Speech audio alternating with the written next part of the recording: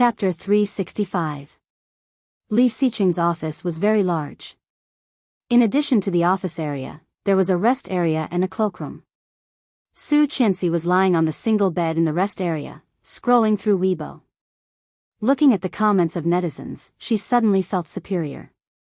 Seeing the number of fans increasing, Su Qianxi looked a little excited and shouted, "Mr. Li, do you think I will be popular if I become a Weibo celebrity? I have a lot of fans now." Not far away, Li Xiqing looked up from a thick stack of documents and saw that she had one foot on the bed and the other on the table. His lips twitching, he said quietly, "Mrs. Li, mind your image." Su Qianxi did not care at all and did not look up. There is no one else here. This position is comfortable. This position was comfortable. Li Xiqing suddenly thought of her position. His mouth was dry and his eyes were burning. "It seems that you want to try it." Su Qianxi was dazed, looked up, and suddenly blushed. "Pervert." Li Xiqing curled his lips slightly. When he was about to say something, he heard a knock on the office door. "I will deal with you later. Come in." Su Qianxi quickly put her feet down and lay upright. Qingyu glanced at the expressions of Li Xiqing and his wife and suddenly felt humiliated. She coughed and said, "Boss, it's all done. Tang Zhenghao has already met with people from Xingfeng." "Yes. Luo Zhan said that he caught a hacker hacking into your phone and computer and has taken care of it." "He drove them away?" "Yes." Li Xiqing raised an eyebrow. "That's all? How can that be? We should return the favor." Hearing such meaningful words, Qingyu shivered and asked, "What do you mean?" "I asked you to sort out the things a few days ago. Have you done it?" "Yes." "Give them to Luo Zhan and let them steal these confidential information." Qingyu was in awe. "Yes." Su Qianxi was secretly shocked, but her admiration for Li Xiqing was even more endless. So insidious, so scary. However, he was so powerful and handsome. Li Xiqing met her gaze and looked down at his watch. "Are you hungry? Let's go eat." "Okay." She got up from the bed and scratched her hair. "What do you want to eat?" "What do you want to eat?" "Hot pot." "No, you're not feeling well. You can eat non-spicy food. Can you stand it?" He glanced at her. She pouted. "I'll just eat a little." "Be good and eat something else." Qingyu stood there and wanted to cry. "You can't play like this." His mouth was stuffed with a mouthful of dog food, and his heart was bleeding. "Let's eat McDonald's then." "No, this kind of thing has no nutrition." "Then Pizza Hut." Li Xiqing said, "There's a new kanji restaurant nearby. It's not far. I'll take you there." "Oh, okay." Su Qianxi actually had a good impression of the porridge. "Would you like to join us, Assistant Cheng?" No. You guys go ahead. I'll eat by myself." Before eating, she had already been showered with food. If she had to eat with them, she would probably be paralyzed. Watching the couple leave, Qingyu, who was single, said that she was heartbroken. She accepted her fate and ordered takeout with the mobile app, and then continued to work. Not far from the kanji restaurant, Li Xiqing and Su Qianxi walked side by side. Although the rain had stopped, the road was still a bit wet. Chapter 366. They are Tang Zhenghao's men. Li Xiqing hugged her and whispered, "Don't be afraid. They are just detectives. They won't hurt us." "They are looking for Tang Menjing?" "Most likely." "You moved Tang Menjing again?" Li Xiqing had given Tang Menjing the house in Jiangzhou. If they were looking for someone, they would definitely go to the house in Jiangzhou. Now they had to follow him. It must be because they couldn't find him in Jiangzhou. That was why they had to do this, right? "Yes, they moved to a place near our house." "It can't be. It can't be the one behind, right?" "Yes." Su Qianxi gasped in shock. "Are you not afraid that they will go there?" That is too dangerous. They are not stupid. They must know that you have another house behind our house. The most dangerous place is the safest place. Li Xiqing rubbed her hair. Your man is not stupid either. Su Qianxi blinked, not quite understanding. Li Xiqing moved closer and said, they have already looked. They will not go there again in a short time. Besides, there are traps in the house. Traps? Su Qianxi's eyes widened. How did such a high and mighty thing do it? It's new. Rong Rui helped me install it, Li Xiqing explained. So Rong Rui also knows how to install traps. But isn't he Tang Menjing's gunman? Why would he help you? He is my man now. Su Qianxi was even more surprised. How did you bribe him? She remembered that this guy was very stubborn and would not be persuaded at all. Qingyu took care of him. Ah, Qingyu? Could it be that the two of them would still be together in this lifetime? The more Su Qianxi thought about it, the more likely it seemed. In her previous lifetime, Rong Rui was really nice to Qingyu, and their daughter was also very cute. Qingyu was busy with work, so Rong Rui dressed the child up as a little princess. The family of three was also happy. Well, here we are. Li Xiqing took her in. The waiter recognized them at a glance and took them to an antique private room. Su Qianxi ordered seafood porridge. Because it was freshly cooked, it took half an hour for the porridge to be served. She ordered some snacks in between, so when the porridge was served, she was almost full.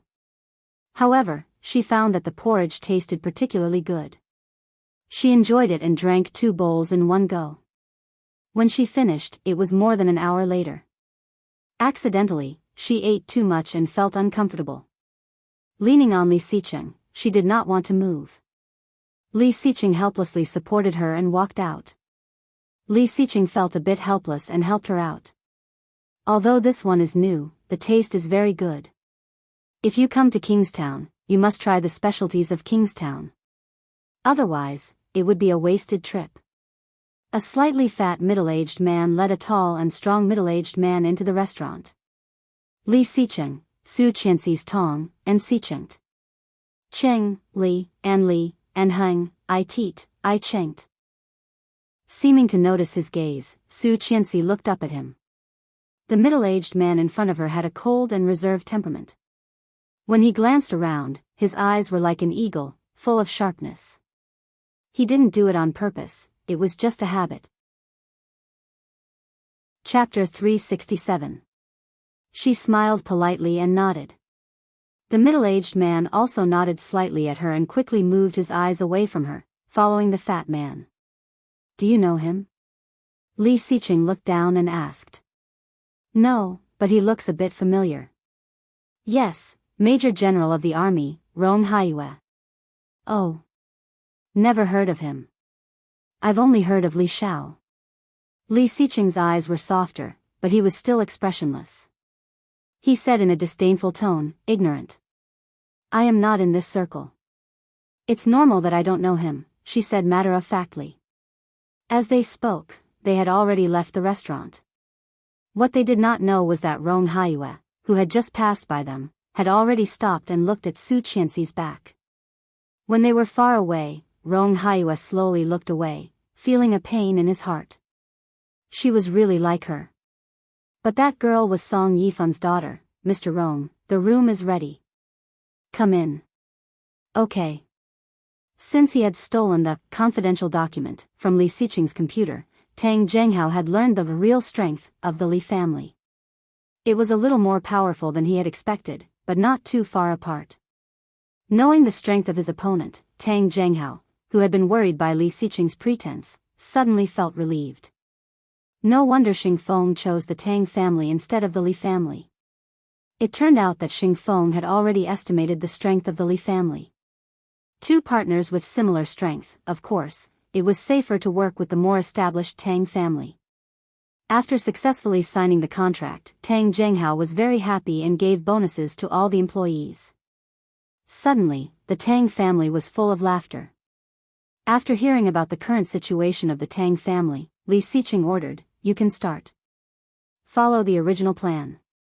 His voice was calm, but Xingyu felt that the man in front of her was extremely dangerous. Yes, sir. Extreme joy turned to sorrow. Less than 3 days after the bonuses were handed out, Tang Core received a shocking piece of news.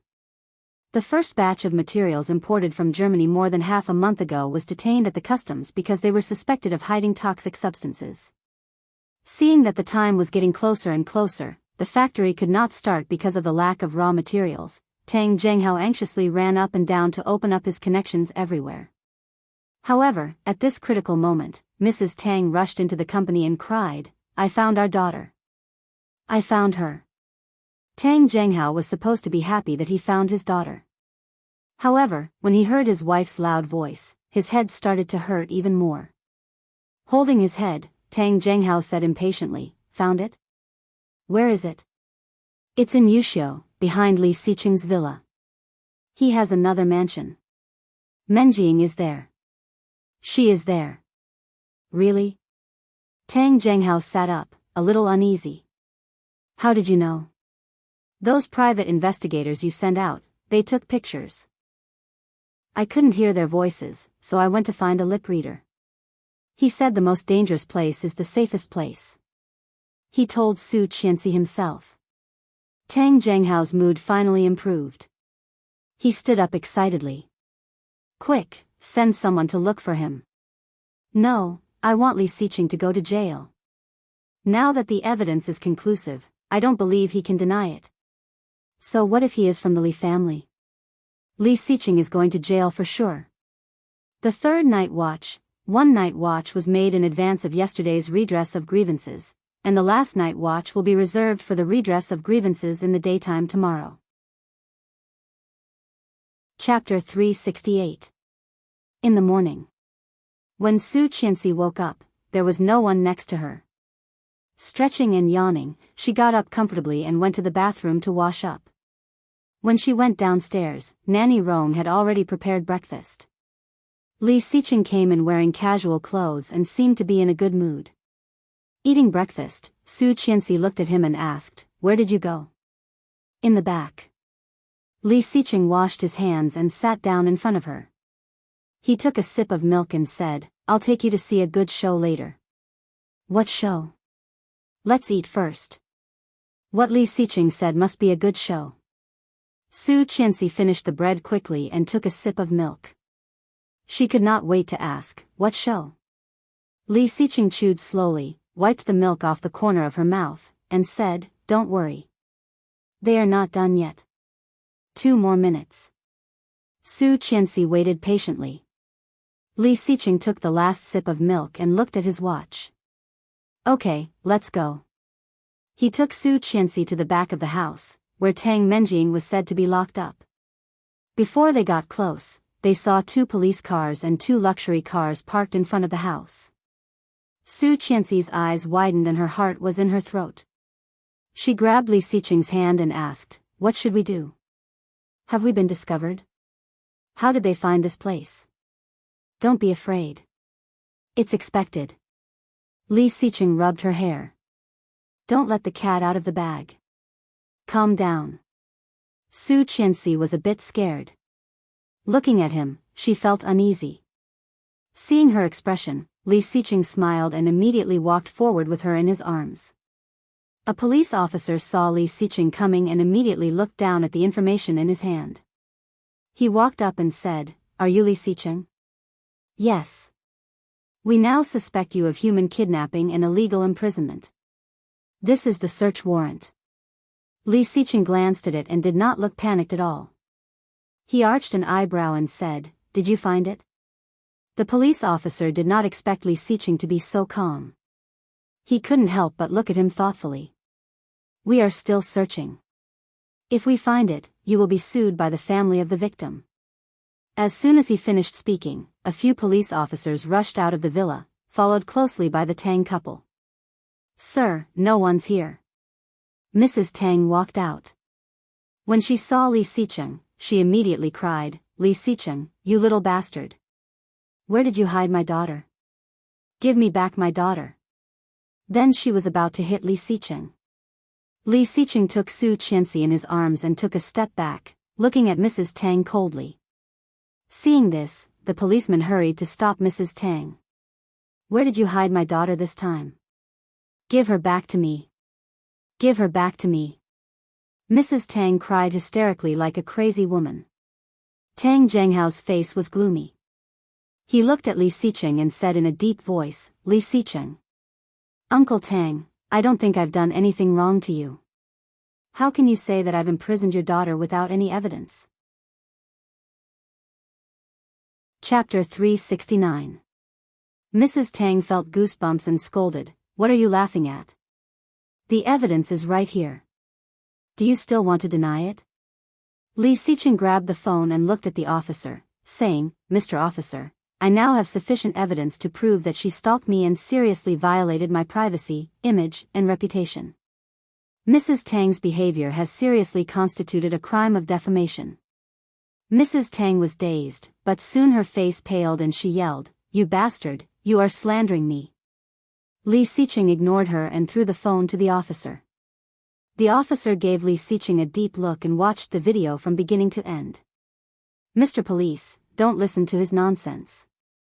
This is the evidence that he imprisoned my daughter. Look at his lips. He admitted it himself. He locked my daughter up here. Did you find her?" Su Qianxi looked at Mrs. Tang with a hint of sarcasm in her eyes. There should be a limit to making things up. Mrs. Tang was speechless and just stared at Su Qianxi. If it were not for the officer, Su Qianxi had no doubt that Mrs. Tang would slap herself. However, seeing her like this, Mrs. Tang was secretly pleased and continued, "You are not only wasting your time, but also the police force. Since we are neighbors, if you apologize to my husband, we won't sue you." Li Xiqing heard that and glanced at Su Qianxi with a smile. Su Qianxi was thrilled. However, seeing the miserable look on Mrs. Tang's face, she felt that she was the worst person in the world. She was in cahoots with Li Xiqing. That was horrible. When did she start to be influenced by Li Xiqing? If they were in a movie, they would definitely be the villains. Mrs. Tang was furious and yelled, "Little b asterisk tch, little b asterisk tch, you want me to apologize? Bah! Give my daughter back. Give her back. I'm doing this for your own good. Why are you cursing like this? It's so unpleasant." She shrank behind Li Xiqing and whispered, looking scared, "Come back with me." The officer looked at them deeply and said, "This lady is right. Your evidence has violated the privacy, reputation, and portrait rights of others, and indeed did not find your daughter here. Your evidence is not strong enough. Lip reading, Mr. Police, look at his lips, this kid admitted it himself. If you have anything to say it back at the station." The officer was a bit impatient. Waving his hand, he looked at Li Xiqing and Su Qianxi. "You two come with me." Su Qianxi was a bit nervous. She had never been to the police station before. Was she going in today? Li Xiqing felt her nervousness. He reached out and patted her hand, saying, "Mr. Officer, I'm willing to cooperate, but my wife doesn't seem to like that kind of place very much. I'd better ask my lawyer to talk to you." The officer glanced at Su Qianxi and nodded. "As soon as possible." Tang Zhenghao did not speak. On the way to the police car, he stared at Li Xiqing. Seeing Li Xiqing nodding at him so casually, he had a bad feeling. He had a strong feeling that he had not only fallen into Li Xiqing's trap. Chapter 370. Seeing the police car driving away, Su Qianxi held Li Xiqing's hand excitedly and exclaimed, "Did you do it on purpose? You are so good." Li Xiqing chuckled, took her in his arms and said, "Let's go." "Where to?" "Grandpa's birthday party is coming up. Let's go pick out a gift for him." Su Qianxi blinked. Grandpa's 70th birthday was half a month after the winter solstice. There were less than 10 days left. She had actually forgotten about it. What should I buy for Grandpa? In his previous lifetime, Li Xiqing had bought his grandpa a very rare glass sun-green jade pendant. It was carved with a 10,000-year-old pine tree, with a parrot resting on it, implying longevity, righteousness, and wisdom. When grandpa received the gift, he was very happy. And she seemed to have given an oil painting in her previous lifetime, and Tang Menjing led her to be despised by everyone. Although grandpa did not say anything, Su Qianxi could tell that he did not like the gift. Later on, Su Qianxi learned to cater to what he liked. Grandpa was a Chinese through and through. How could he like foreign things? Thinking about something else, Li Xiqing pinched her face. What are you thinking about? Su Qianxi shook her head, but thinking of the past, she still felt a bit down. Li Xiqing went back to the car and took her to a mall. There were not many people in the mall. Occasionally, there were people dressed in expensive clothes. Li Xiqing took the elevator to the top floor and walked to a stall selling jade. The stall owner saw Li Xiqing and greeted him. Mr. Li, is the thing I want ready? Yes, it is. I copied it according to your design. Let me show it to you. The boss turned around and squatted down for the whole afternoon. He carefully took out a box from the safe below. The box was locked, and the stall owner gently unlocked it with a key. Su Qianxi was immediately attracted by what was inside. It was indeed this thing. The stall owner took out the jade pendant carefully, fearing that he would knock it. Glass green jade was rare, and it was even rarer to see such a perfect one. The jade pendant was about half the size of a palm. The water level was so good that it almost dripped out. It was smooth and exquisite. There was a green pine carved on it.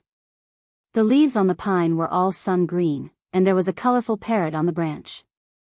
A red jade was impressively dotted into an eyeball. The carving was exquisite and lifelike. Below them was the lakeside of Qingshui Lake. A ginseng was impressively carved on it, symbolizing longevity. It was perfect as a birthday gift. This gift was too rare to come by, and it was too precious. He was very satisfied. Wrap it up. The shop owner was overjoyed. He quickly wrapped up the jade pendant and carefully handed it to Li Xiqing. He swiped his card and found that she was looking at a pair of swans. It was not a jade pendant, but a pendant inlaid with 18K gold. The lines were smooth, and the pieces of diamond surrounded the high-ice jadeite. Under the light of the jewelry window, it was beautiful and perfect. You like it? Li Xiqing took a closer look. Chapter 371.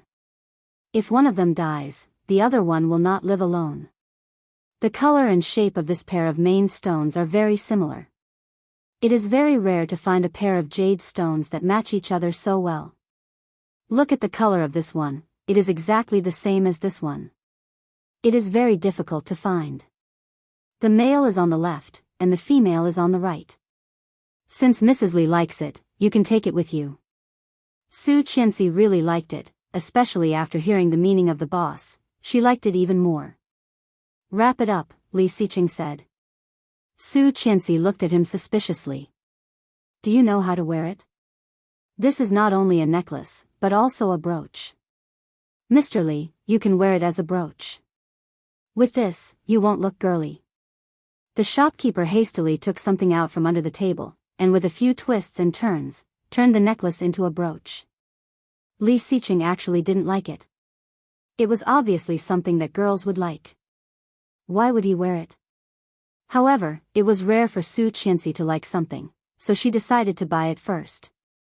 Su Qianxi took the brooch, turned around, and put it on the left side of Li Xiqing's coat. Yes, very handsome. Su Qianxi smiled brightly and put the necklace on her neck. She turned around and asked, "Does it look good?" Yes, Li Xiqing said without thinking. Su Qianxi pouted. Perfunctory. Li Xiqing curled his lips and added, "Mrs. Li looks good no matter what."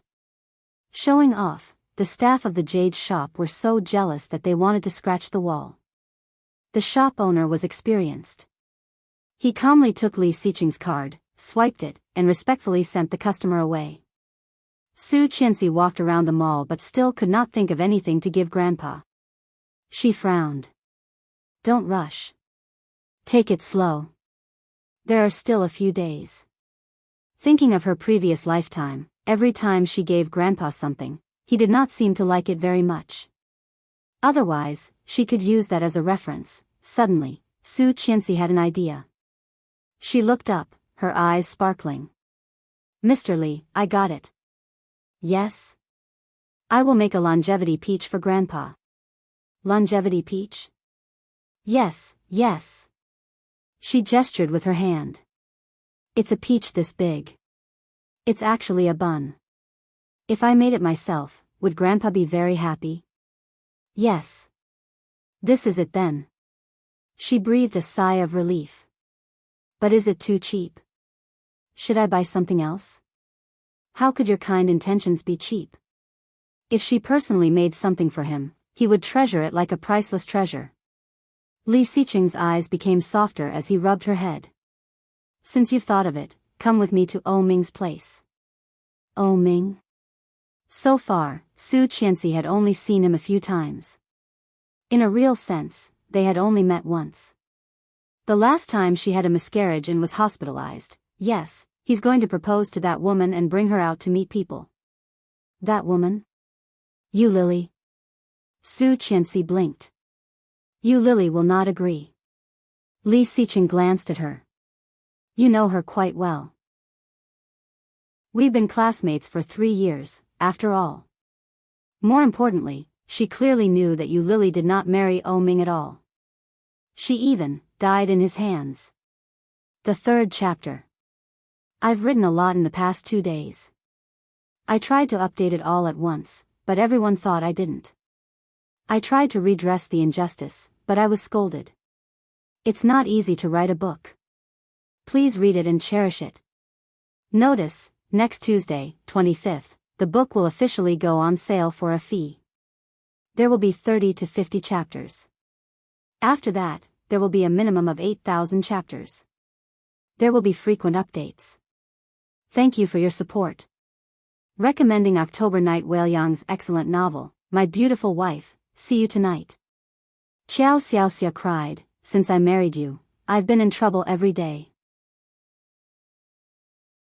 Chapter 372. Not a good thing. Li Xiqing reached out and touched her nose. Don't get too close to that woman. You will be led astray. She flinched and held his hand with a smile. I won't. You will teach me well. Li Xiqing was very satisfied with her flattery and put his big hand around her waist. They are in Palace 1. Let's go. Palace 1 was in the center of Kingstown, an entertainment venue owned by O Group. When they arrived at room 888, O Ming was holding a woman in his arms and singing a love song. They were singing Zhang Shui's Lovesickness in the Wind and Rain. It was a classic old song, and both of them had good voices, but Luo Zhan was sitting on the side like an idiot. Seeing Li Xiqing coming in, Luo Zhan was happy at first, but when he saw his wife behind him, he suddenly became depressed. She threw herself onto the sofa, her face full of grief and indignation as she shouted, "Why did I have to keep the appointment?" However, no one heard his cry at all. Li Xiqing sat down with Su Qianxi, picked up a pillow, and threw it at Luo Zhan's face. Luo Zhan was killed on the spot. After the song, O Ming put down the microphone and walked toward Li Xiqing. "Qianqian, come sing." Yu Lily called. "I remember you were a microphone hog in high school. Do you know how to sing, actress?" "Yes." Su Qianxi immediately stood up and trotted over excitedly, picking up the microphone that O Ming had just put down. "Come on." The familiar melody sounded, and when O Ming's face appeared on the big screen, Su Qianxi looked even more excited. Yu Lily gestured to her, indicating that she should sing first. A low female voice sounded, and the voice was very beautiful. "Keep it simple." O Ming looked at the two women and couldn't help but laugh. He picked up the cigarette on the table and threw one to Li Xiqing, asking, "Have you eaten?" "No." Li Xiqing took the cigarette and let O Ming light it for him. Well, Oh Ming took a drag and slowly exhaled. Let's go eat later. Li Xiqing glanced at him, then his eyes fell on Yu Lily. Are you serious? He asked out of nowhere. Oh Ming bit the cigarette with a smile in his eyes. Yeah. Your dad won't agree. I'm the one marrying him, not him. He can't control me. By force? I can't. Li Xiqing took a puff of the unsmoked cigarette, flicked the ash, and said ambiguously, after getting married, things will be different. F***ck off. I've had her for 3 years and slept with her for 2 years. I'm just missing a certificate. What's the difference? Luo Zhan leaned over and listened. That woman's heart isn't with you. She'll run away sooner or later. Oh Ming was speechless. He took a deep drag of the cigarette and looked into her eyes as if he wanted to suck her in like a cigarette. It wasn't that he hadn't thought about this before. But what if? Yu Lily didn't know what to do. If she got married and had children, it would be a different story. Why don't we coax her to give birth to a child first, and then marry her? Isn't that better? Luo Zhan leaned over and said. Oh Ming glanced at him and said helplessly, when I don't wear a condom, she will take medicine. Then she won't take it if you wear it? Nonsense, why would she take medicine if she wears a condom? Luo Zhan leaned over and whispered, then you wear it and poke a few holes on the condom. Fourth update. All 4 groups were full, and there were still more than 100 messages that hadn't passed the review. It doesn't matter if you can't join. Anyway, I don't plan to create another group. After it's online, there will be a VIP group, and there will be various benefits. Seeing that many people were asking about the fee, 1 chapter equals 1,000 words equals 0.05 yuan equals 5 book coins, 1 yuan equals 100 book coins equals 20 chapters, 1 bottle of mineral water equals 200 book coins equals 40 chapters. If everyone's level is higher, it may only be 3 to 4 book coins per chapter. It's very cost-effective and cheap. After the fee, there will be a minimum of 8 chapters per day. Generally, there should be 10 chapters. Of course, if people think it's too expensive, I can have less. If not, I can have more. Chapter 373. Hearing that, Oh Ming said, insidious. Good idea. Li Xiqing agreed. It's best to change her medicine. You are more insidious. Luo Zhan looked contemptuous. Stop pretending. We are all jackals of the same tribe. I am not. Li Xiqing pushed him away. Oh Ming also looked at him contemptuously. Me neither. Luo Zhan was speechless. After singing a song, Su Qianxi and Yu Lily saw the 3 men together and glanced at each other. Yu Lily looked down. What are they talking about? I don't know. Hey, do you think that Luo Zhan looks gay? He doesn't have a girlfriend, and he is so close to them. Pfft. Su Qianxi couldn't help but spit into the microphone. The 3 men looked over, and Su Qianxi quickly put down the microphone and whispered, no way, he looks quite normal. Abnormal, okay? You see, he is also good looking. He is already 26 years old. Why hasn't he been in a relationship? If it is not a physical problem, it is a psychological problem, or a brain problem. Ha ha ha ha. Su Qianxi laughed mercilessly. The 3 men quickly dispersed and went to dinner with the 2 women. However, after Yu Lily said that, Su Qianxi's look at Luo Zhan became a bit strange. She heard that gay people would walk with their legs clamped, so she deliberately walked a little slower to look at his walking posture. She heard that gay people like to wear tight pants, and she heard, Su Qianxi's expression was strange, and Li Xiqing immediately found it. He put his arm around her waist and whispered, what's wrong? Su Qianxi shook her head and coughed. Was she being too obvious? When they arrived at the private room that Oh Ming had booked, when they were ordering, Yu Lily asked casually, does Luo Zhan like sweets? What? Luo Zhan was flattered to be mentioned. Is caramel pudding okay? Okay, Thank you, sister-in-law. Su Qianxi silently noted that Luo Zhan liked sweets. Seeing Yu Lily's gaze, she also joined in the line of questioning. Do you usually exercise? Yes, what sports do you like? Swimming, volleyball, tennis, It's over. All of them. Su Qianxi wailed, looking at him with some pity. Hearing Su Qianxi's words, Yu Lily almost laughed out loud. She covered her face with the menu and laughed so hard. Li Xicheng and O Ming suddenly understood and couldn't help laughing. Luo Zhan was speechless, but when he saw that everyone was laughing, he felt as if an arrow had been shot in his heart. He roared with grief and indignation, "I'm a straight man." The waiter who came in to order couldn't help but laugh when he heard that. Luo Zhan's heart sank. It was bad enough that he was a single dog, but he even had to be questioned about his sexual orientation. His days were too king miserable. He stood up decisively, turned around, and left. O Ming smiled and asked, "Hey, where are you going?" "Toilet." "There's a toilet in the room." "I'll go outside." Luo Zhan angrily walked to the bathroom outside, unzipped it, and fired it into the urinal. At this time, a young man who looked gentle came in from outside. Wearing a blue suit and a pair of rimless glasses, his facial features were handsome, and his temperament was clean. He looked a little weak, but he was still tall. Luo Zhan glanced at his crotch, then looked at himself, and pouted. This is what King Gay is like. His temperament is off the charts. With his size, how could he be considered a man? It's a new week, please vote. La la la la. Chapter 374. With his size, he could be regarded as a man.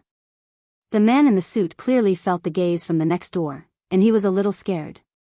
He finished it as quickly as possible, and did not even dare to shake it off. He just zipped up and turned to wash his hands. Luo Zhan also finished and walked over. When he was washing his hands, he inadvertently glanced at the water stains under the blue suit. While washing his hands, he kindly reminded, "Dude, your crotch is wet." When the young man heard that, he suddenly shivered and did not dare to wash his hands. He turned off the faucet and immediately turned away. It was a terrible year to meet a pervert in the bathroom. Luo Zhan saw his reaction and was angry, shouting, "Hey, what do you mean?"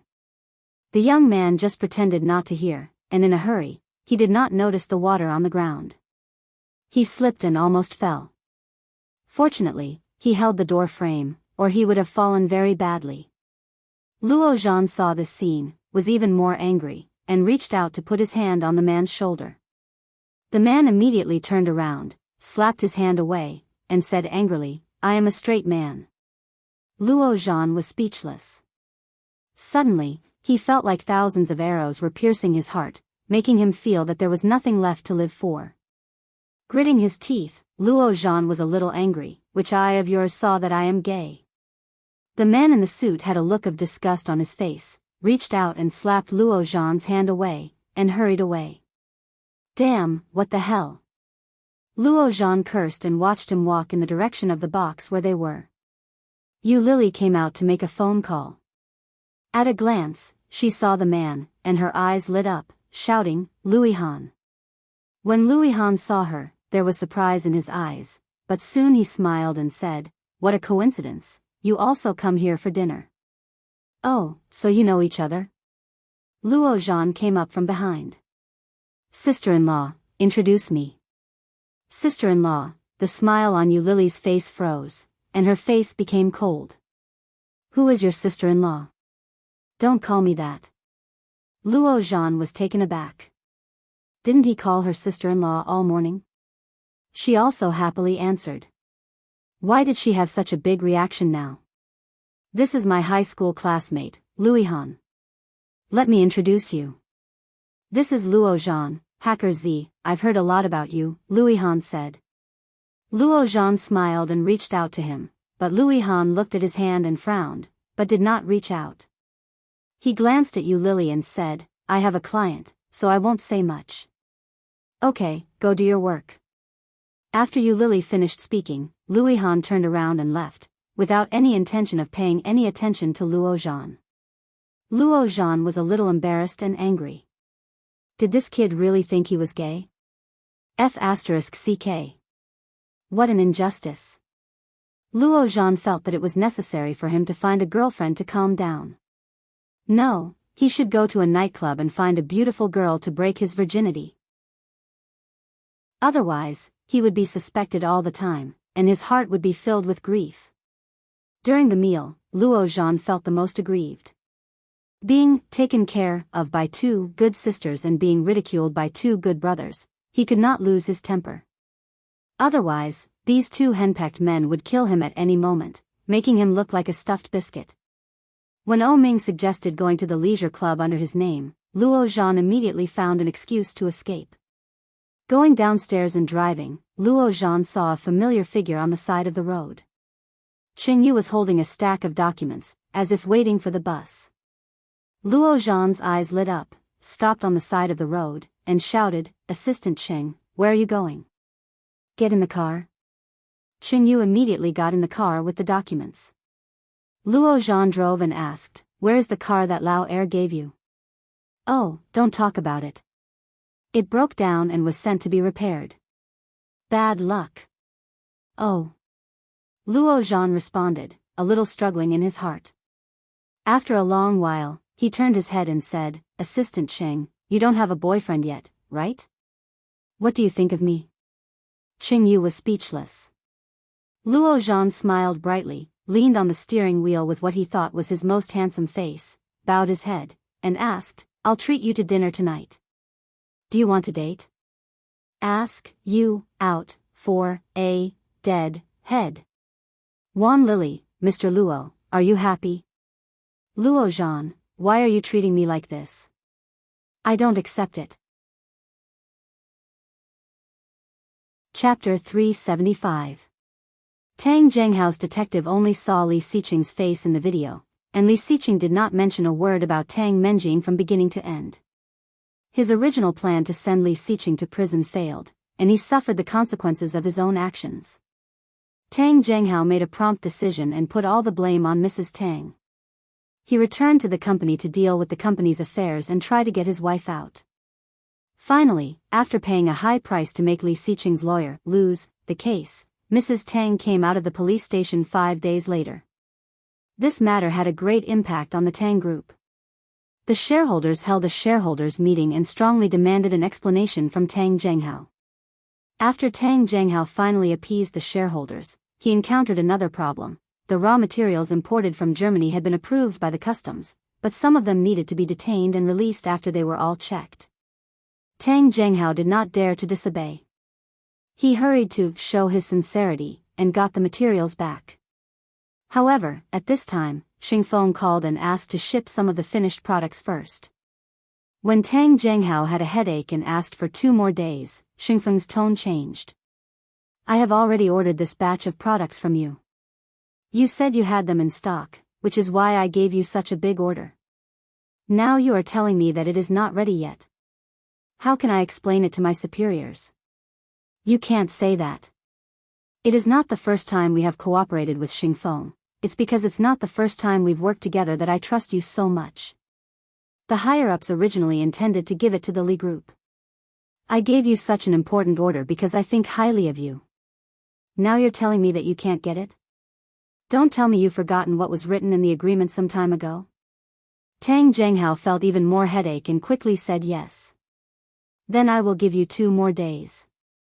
If the goods are not delivered by then, I will consider it as a breach of contract." Tang Zhenghao's face changed dramatically and he exclaimed, 2 days? How? How was it possible? Before he finished, the phone had been hung up. Preposterous, preposterous. Tang Zhenghao was so angry that he paced back and forth on the spot.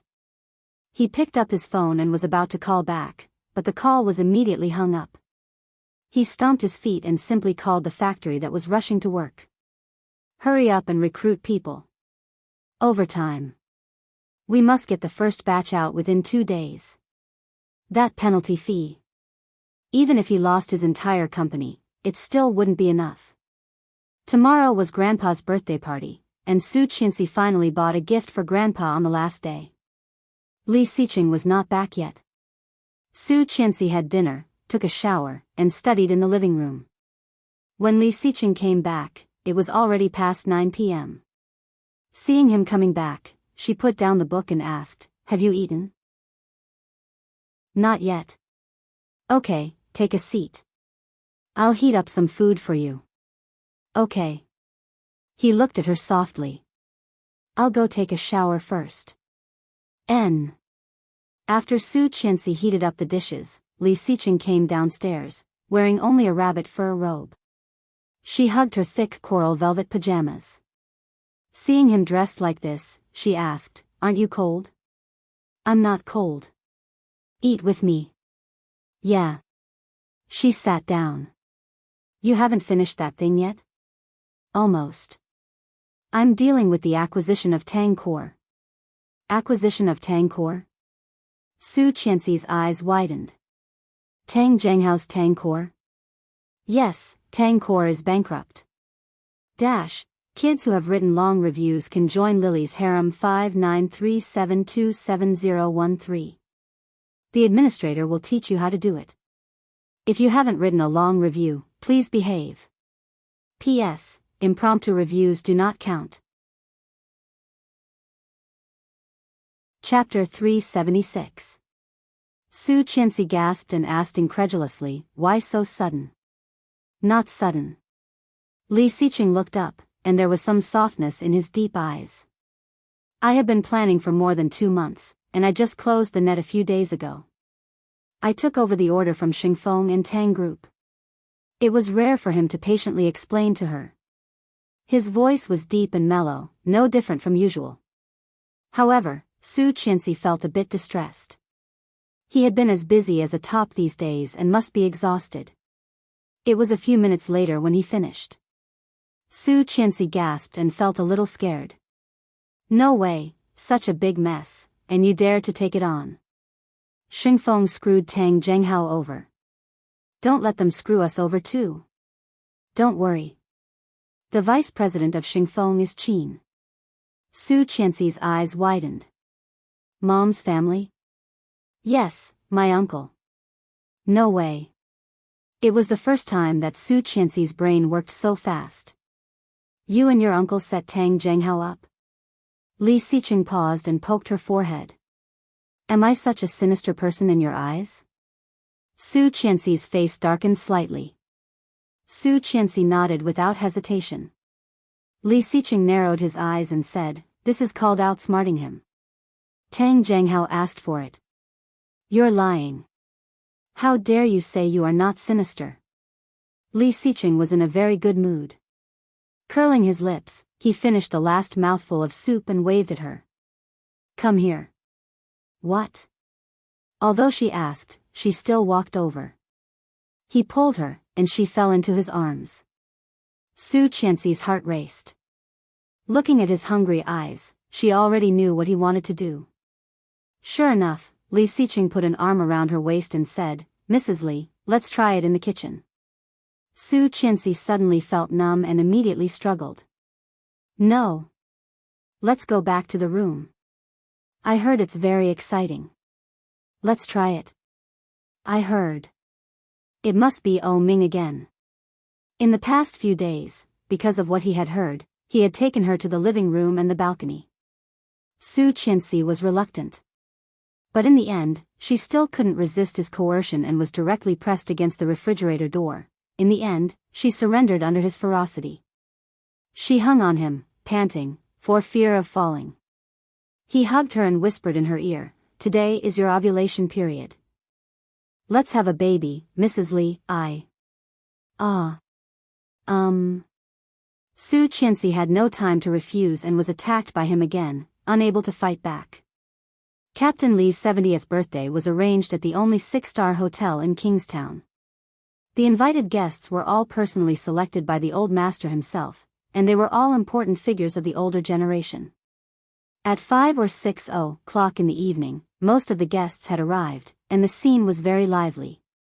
In the kitchen of the hotel, Su Qianxi took out the peach with a thick pair of heat-resistant gloves and exclaimed, "It smells so good."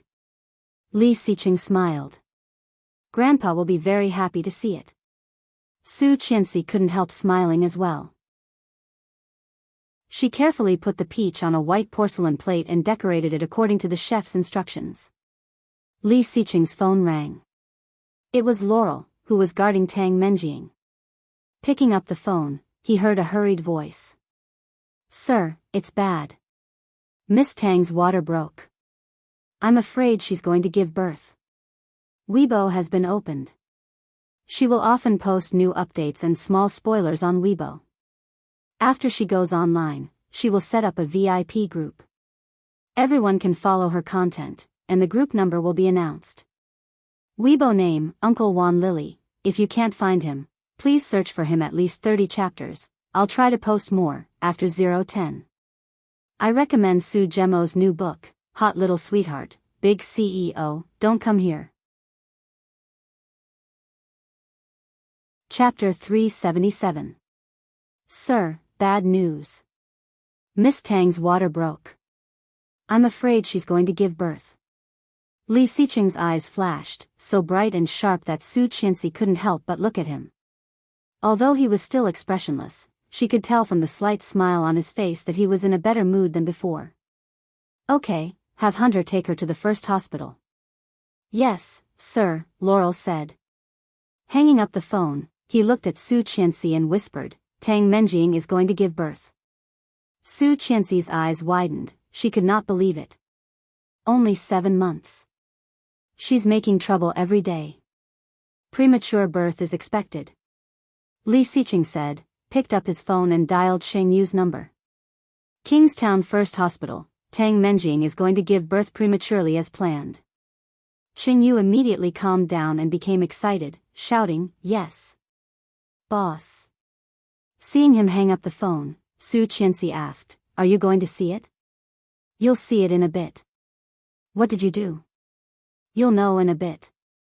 With a smile on his lips, Li Xiqing was about to say something when he heard someone shouting outside, "Xiqing, come out and see us. So many elders are looking for you. Don't hide inside. Are you afraid that people do not know how much you love each other?" It was Li Beixing. Su Qianxi blushed slightly, and her heart was overflowing with sweetness. "I'm going out." "Okay." Su Qianxi nodded with a smile and began to play with the birthday peach in front of her. "I want to be the finale." Li Xiqing's smile deepened, reached out to rub her hair, and turned to go out. Su Qianxi fixed the decoration and asked the chef to put it away to keep warm. It was cold, and she did not want Grandpa to eat a cold birthday peach, which would not be good. After everything was done, Su Qianxi walked out of the kitchen and into the public bathroom outside. In order to make a birthday peach, she had been holding back for a long time. When she came out of the bathroom and was washing her hands, a waitress came in. When she saw Su Qianxi, she was pleasantly surprised and said, "Mrs. Li, right?" "Yes." Su Qianxi looked at her while washing her hands. "Mr. Li was looking for you just now. I think you're in the bathroom. He asked me to bring you to Hall 888 to wait for him." Su Qianxi smiled happily and wiped her hands dry with 2 pieces of tissue. She turned around and said, "Okay, thank you. I'll take you there. It's a bit far." "Well, thank you." The hotel was very large. In addition to the largest banquet hall, there were countless smaller halls and private rooms on this floor. The waiter took Su Qianxi around a corridor, and there were fewer and fewer people around. Su Qianxi's feet were sore. Looking at the room numbers around her, she muttered, "Why is it so far?" The waiter smiled and said, "Mr. Li said he wants to give you a surprise. You'll know when you arrive." Hearing that, Su Qianxi's smile widened and she quickly followed the waiter to room 888. "We're here. I'll take my leave first." "Thank you." Su Qianxi thanked him and walked in. However, the room was empty. The cutlery was perfectly placed, and there was no trace of it having been opened. She felt something was wrong and called, "Mr. Li?" No one answered. Su Qianxi walked in and found a large garbage truck in the corner. How could there be such a thing in a private room of a hotel? Su Qianxi had a bad feeling and wanted to run away. However, a strong force suddenly grabbed her neck. She struggled, and her first reaction was to scream. Chapter 378. Kingstown First Hospital. The hospital had been open for decades, and it was not that the hospital had never received a premature birth, but it was the first time that a premature birth could attract so much attention, even for the old doctors who had worked for more than a decade. Outside the delivery room, there were more than 10 people gathered. Although they were separated by a screen, it was obvious that some of them were secretly filming, some were doing a live broadcast, and some were preparing a press release at the last minute. Qingyu personally came to watch in case of any accidents. God knew how long she had waited for this moment. Tang Menjing was a mistress, and everyone had the right to punish her. She had seen her boss being wronged by this woman with her own eyes. It was all because of Tang Menjing that the boss's wife almost divorced her boss. It was all because of this child. Now that the highlight was finally here, Qingyu was excited. As long as the child was born and a paternity test was done in front of everyone, then Tang Menjing would have nothing to say, right? At that time, the entire Kingstown would know what kind of person Tang Menjing was. The sound of slapping people in the face was simply refreshing. There are too many people. Don't all pile up here. A nurse said impatiently. Go out and wait. What's so interesting about giving birth? Qingyu consciously shrank to the back. One of the reporters from the news agency gestured for her to keep quiet. There were more than a dozen people at the scene, but no one made a sound. Seeing this, the nurse knew that they could not be driven away and went directly into the delivery room. There were footsteps outside, which were somewhat familiar. Qingyu looked over and saw it was Rongrui. Seeing that it was him, she froze and shouted, "Hey, what are you doing here?" Seeing his first love giving birth, he wouldn't come to ruin it again, would he? Rongrui looked at Qingyu, his sharp eyes slightly softened, and said, "I'm here to end it." End it? Qingyu repeated. When she came back to her senses, Rongrui had already taken out a card from nowhere. After swiping the card, he opened the door of the delivery room and walked in. Qingyu's eyes widened and blurted out, "Damn, how dare he!" As soon as Rongrui pushed the door in, the doctors in the delivery room all looked over. "Hey, you can't just come in. Get out." A nurse shouted in horror and came up to chase him away. But Rongrui didn't care. He walked up and shouted, "Menjing, it's me." Tang Menjing screamed in pain, but when she heard Rongrui's voice, her eyes lit up and she shouted, "Rongrui, Rongrui." Tears fell uncontrollably. She reached out to him. "Rongrui, I'm here." "Let him in." "No, this is the delivery room." "Get out of here." "No, let him in, or I will not give birth." Tang Menjing yelled, her face pale and her forehead covered in cold sweat. The pain made Tang Menjing dizzy, and she could barely see anything. She didn't know how Rongrui negotiated with the doctor. 10 minutes later, Rongrui walked over wearing protective clothing and a mask, looking down at her. Tang Menjing's legs were stretched apart. From Rongrui's angle, he could see the blood flowing down. Chapter 379. Every time, when she needed him the most, he would be there for her. Handsome, like a god, he would help her solve everything. However, she was blinded by Li Xicheng, the man who was not destined to belong to her. During the time she was imprisoned, she had thought about many things. Many things. If she could do it all over again, she would not pester Li Xicheng and would cherish the person in front of her. Fortunately, there was still a chance for her to turn the tables. After giving birth to the illegitimate child, she would settle down and be with Rongrui. Tang Menjing smiled, holding Rongrui's hand, and called, "Rongrui, yes." Rongrui held her hand back, but his eyes were no longer full of love. Tang Menjing was in pain and did not notice the slight change in Rongrui. The nurse's hands kept pushing her belly. Tang Menjing turned her head and said, during this time, I have thought a lot. Rong Rui held her hand and did not speak. After I give birth, when I go back, I will marry you. Tang Menjing gasped, sweating. Don't talk, the nurse shouted. Tang Menjing held Rong Rui's hand tightly and did not listen to the nurse. With a pale face, she struggled to ask, okay? Last time you proposed to me, I did not say yes. Now, I say yes, okay. Rong Rui held her hand, wearing a mask on his face. His eyes were cold, and his voice was slow. No. Hearing that, Tang Menjing widened her eyes and stared at him. Rong Rui's eyes were cold, looking at her. Rong Rui has been killed by you.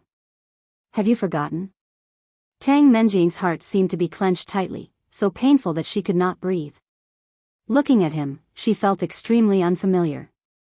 Was this Rong Rui?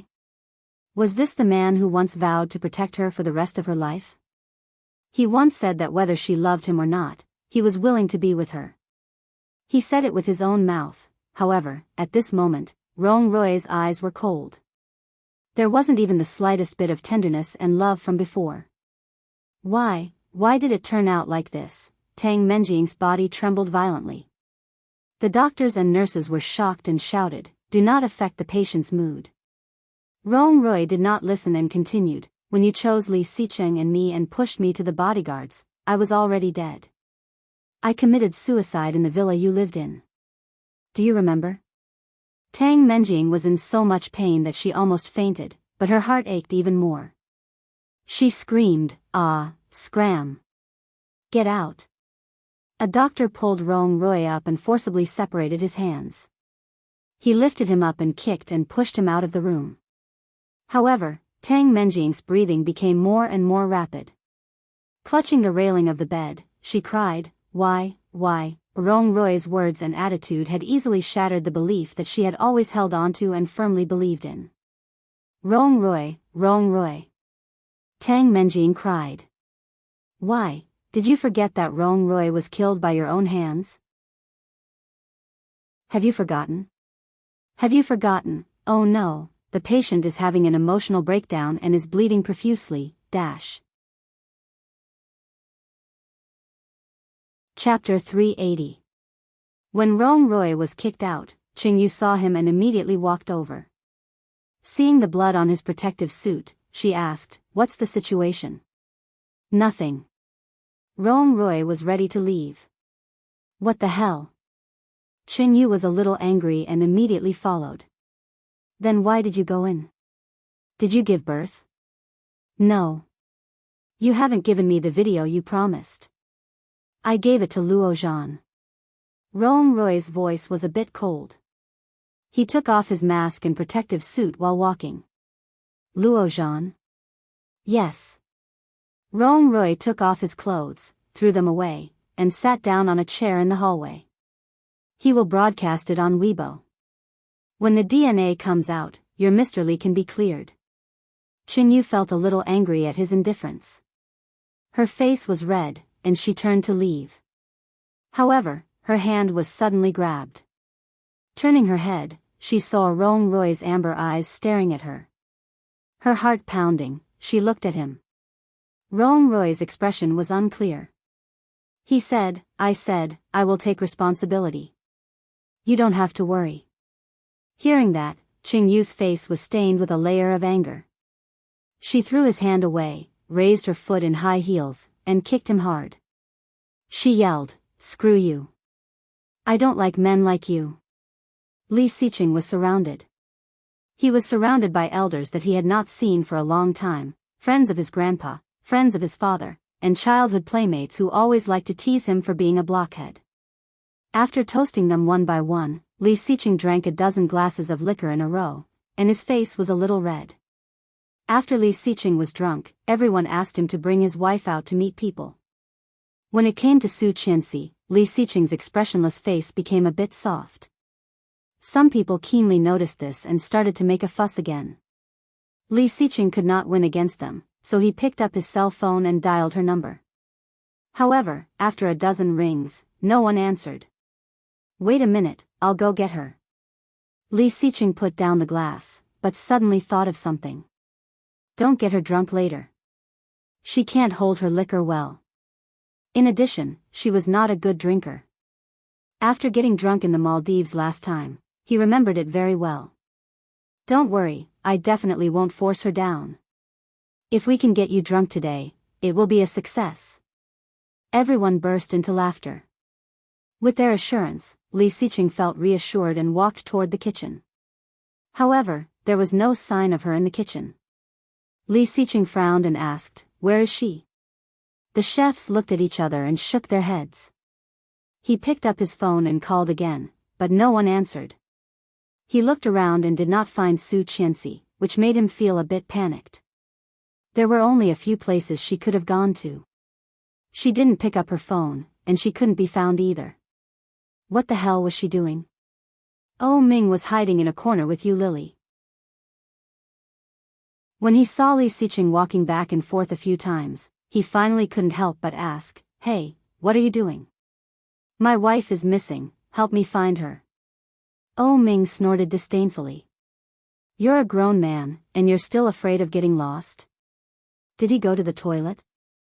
"The one with the surname Yu, go look for him." "Oh, wait a minute." Yu Lily walked to the bathroom to look for him. Li Xiqing's heart inexplicably sped up, a feeling he had never felt before. Chapter 381. The wind was howling, and it sounded like there was water. Li Xiqing called, "Su Qianxi." There was no answer. Li Xiqing looked at the phone and found it was Mrs. Li. However, why was no one saying anything? "Where are you?" Li Xiqing asked, but there was still no answer. The phone was hung up, and Li Xiqing was upset. When he was about to call again, he received an MMS message. Looking at the picture, it was a dark night with bright lights. It was the Kingstown River. Clicking on the download, it clearly showed that under the bridge, a woman was lying. Judging from her clothes and figure, it was definitely Su Qianxi. Li Xiqing's pupils shrank, and Oh Ming took a deep breath. Before he said anything, Li Xiqing's phone rang. It was the number that sent the MMS message, Kingstown. He picked it up and heard a hysterical voice, "Li Xiqing." There was madness in the voice, and the familiar loud voice was hoarse and unpleasant. "It's you." Mrs. Tang laughed. "Are you surprised to see your wife in my hands?" Li Xiqing's jaw tightened, and his cold face seemed to be covered with a layer of frost, looking frighteningly dangerous. "What do you want?" His tone sounded calm, but it was a bit more emotional than usual. Mrs. Tang sensed it and smiled even more proudly. "Don't you know what I want? I asked for my daughter for so long, and I gave you time. You did not give me back my daughter, so I had to invite your wife over to educate her." Li Xiqing gritted his teeth and gestured at Oh Ming. Years of tacit understanding made Oh Ming understand immediately, and he arranged for someone to go to the Kingstown River to find Su Qianxi. "I have sent your daughter to the hospital. She is in the first hospital." "Where are you?" "I will send someone to take you to see your daughter." "Bullshit. Do you think I will believe you? You cunning bastard. Don't think that I will fall into your trap. You are really powerful. Tang Zhenghao has lived for so many years, but he was also defeated by you. Why? Aren't you very proud? Come and take your wife back by yourself. If you come alone, I will give you a big gift." Oh Ming widened his eyes and shook his head at him. "Don't go." Li Xiqing acted as if he did not see Oh Ming's intention. Without hesitation, he asked, "Okay, where are you?" Mrs. Tang quickly gave him an address and said, "Come alone. Don't call the police. I have many men here. If you call the police, I can't guarantee what will happen." "All right, give me 20 minutes. That place was very remote. It would take at least half an hour to get there from here." "Ha ha ha, you wish. 15 minutes. If you're any slower, I'll have to hire someone to serve her well." "Disgusting." The anger in Li Xiqing's heart erupted like a volcano. However, at this time, he could only take a deep breath and say, "Okay, I'll be right there. Don't come over. They have guns." A sharp female voice came. It was Su Qianxi. Ah! Li Xiqing's heart was about to jump. His calmness, which had been like a snow mountain for thousands of years, suddenly collapsed under Su Qianxi's scream. Chapter 382. Li Xiqing was so anxious that his eyes were red. Hearing the phone being hung up, he suddenly did not know what to do. Ming had known him for so many years and had never seen him like this. He was a bit dazed. But soon, he went up and restrained him, yelling, "Li Xiqing, calm down." Li Xiqing's hands were trembling slightly. It was so slight that even he did not notice it. However, Ming clearly noticed it. Holding Li Xiqing's hands, Ming was terrifyingly calm. "Li Xiqing, look at me." Li Xiqing looked up and suddenly grabbed Ming with great strength. He said, "Ming, I'm going out for a while. Don't tell Grandpa or anyone else about this. I'll be back soon with my wife." After that, he left Li Xiqing's hands and ran toward the elevator. Li Xiqing's mind was blank, and the only thing left in his mind was the string of numbers. 15 minutes, 15 minutes. Su Qianxi's sudden yell startled everyone around her, without any warning. The men watching her from both sides came up and covered her mouth. Mrs. Tang hung up the phone and kicked Su Qianxi hard, yelling, "Little bitch, shut up." Su Qianxi flinched and struggled. However, both his hands and feet were bound together. No matter how much he struggled, he couldn't move an inch. "Be good, and maybe I won't do anything to you. As long as your man gives me my daughter, I won't let anyone rape you. How about it? Isn't it a good deal?" Su Qianxi only felt a chill coming from all directions. Shaking her head desperately, she was surrounded by fear. "No, I can't. Nothing is impossible." Mrs. Tang raised the gun in her hand and patted Su Qianxi's face. She said with a smile, "Now you're scared? Beg me. Weren't you very arrogant at the door of the house? Beg me, and I will let you go." Su Qianxi's tears fell, and she curled up, biting her lower lip and staring at her. Mrs. Tang sneered, "You're quite stubborn."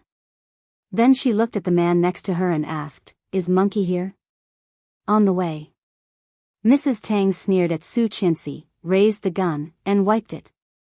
Looking relaxed, she asked, "Have you ever heard of HIV?" Su Qianxi was stunned.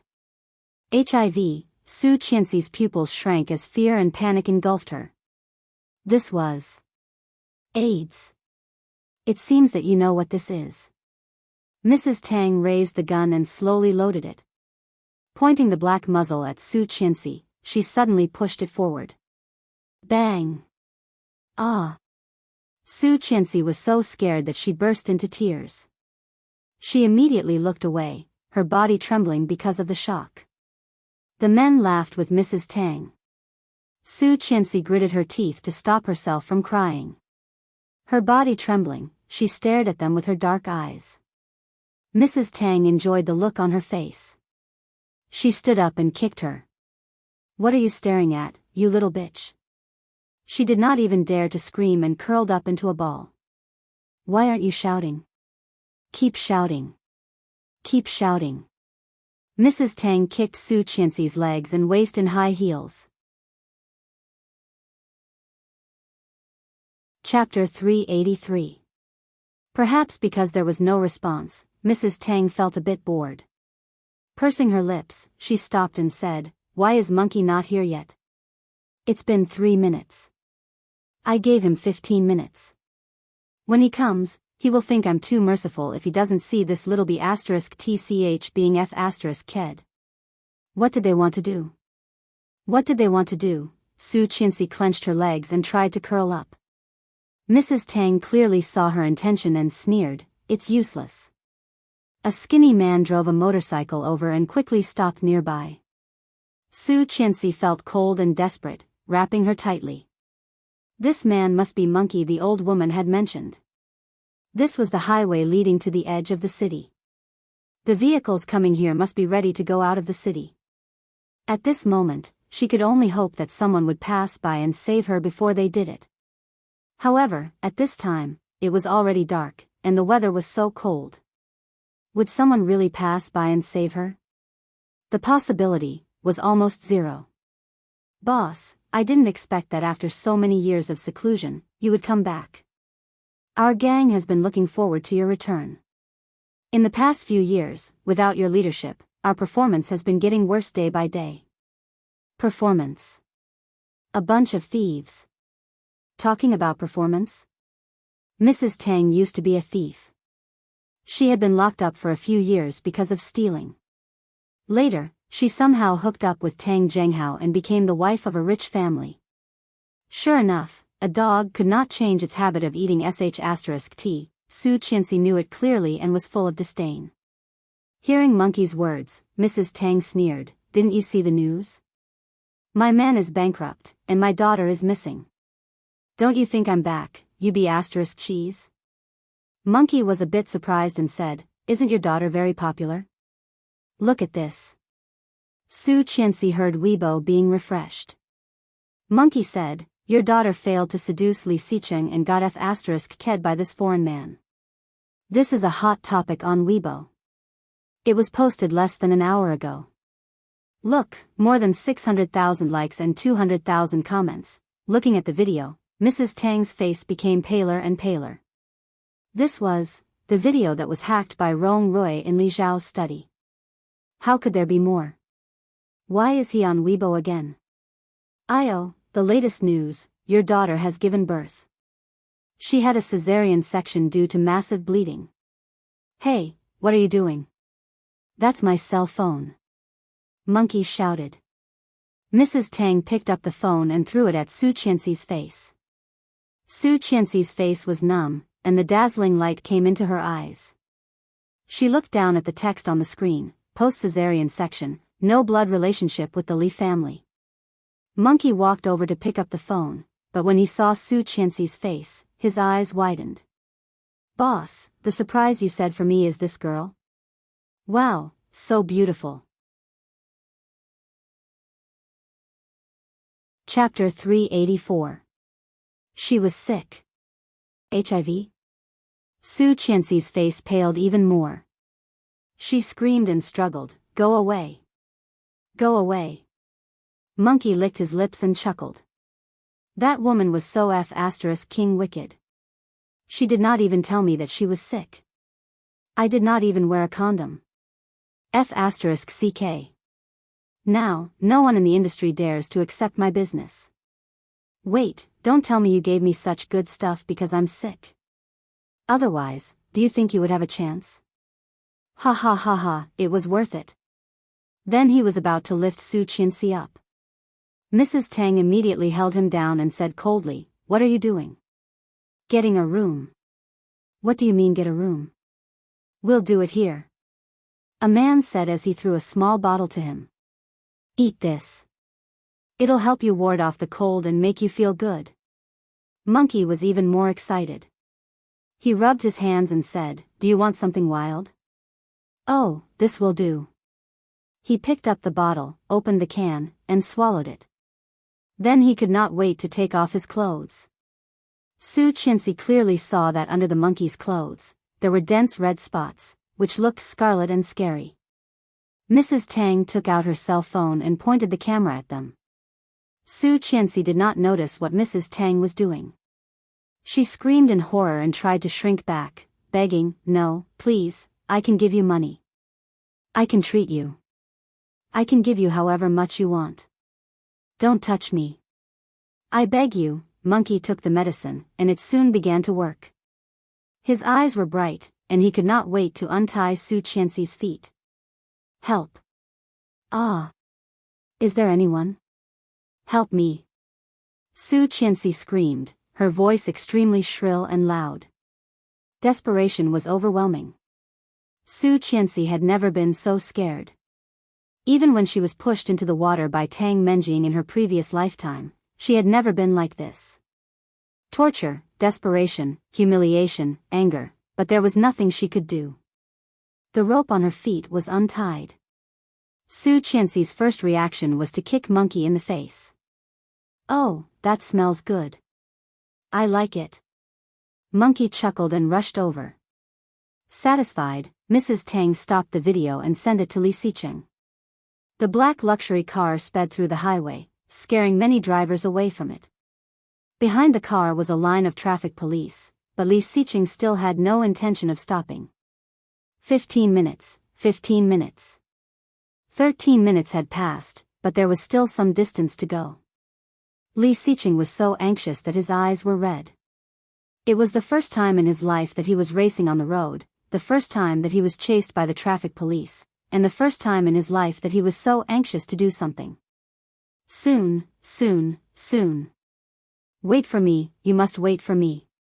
Pushing the accelerator to the maximum, the speed soared to 300 kilometers per hour, but it was still not enough, not enough. For the first time, Li Xiqing hated that he was not driving a sports car. Could he go faster, faster? Just at the intersection ahead, Li Xiqing saw a beam of headlights shining over and was shocked. While braking, he madly honked the horn and made a quick U-turn. The car instantly twisted and drifted, and the tires made a loud friction sound on the ground. Chapter 385. The winter in the south was always not as cold as that in the north. At this time, the capital was covered with snow, but it was a rare sunny day in Kingstown. It was the second time that Rong Haiyue came to the Kingstown River. The first time was 22 years ago, when he begged her to go back with him. She cried and called him brother, begging him not to, but he was so angry that he did something irreversible. For 22 years, she seemed to be quiet, but he knew that she always hated him.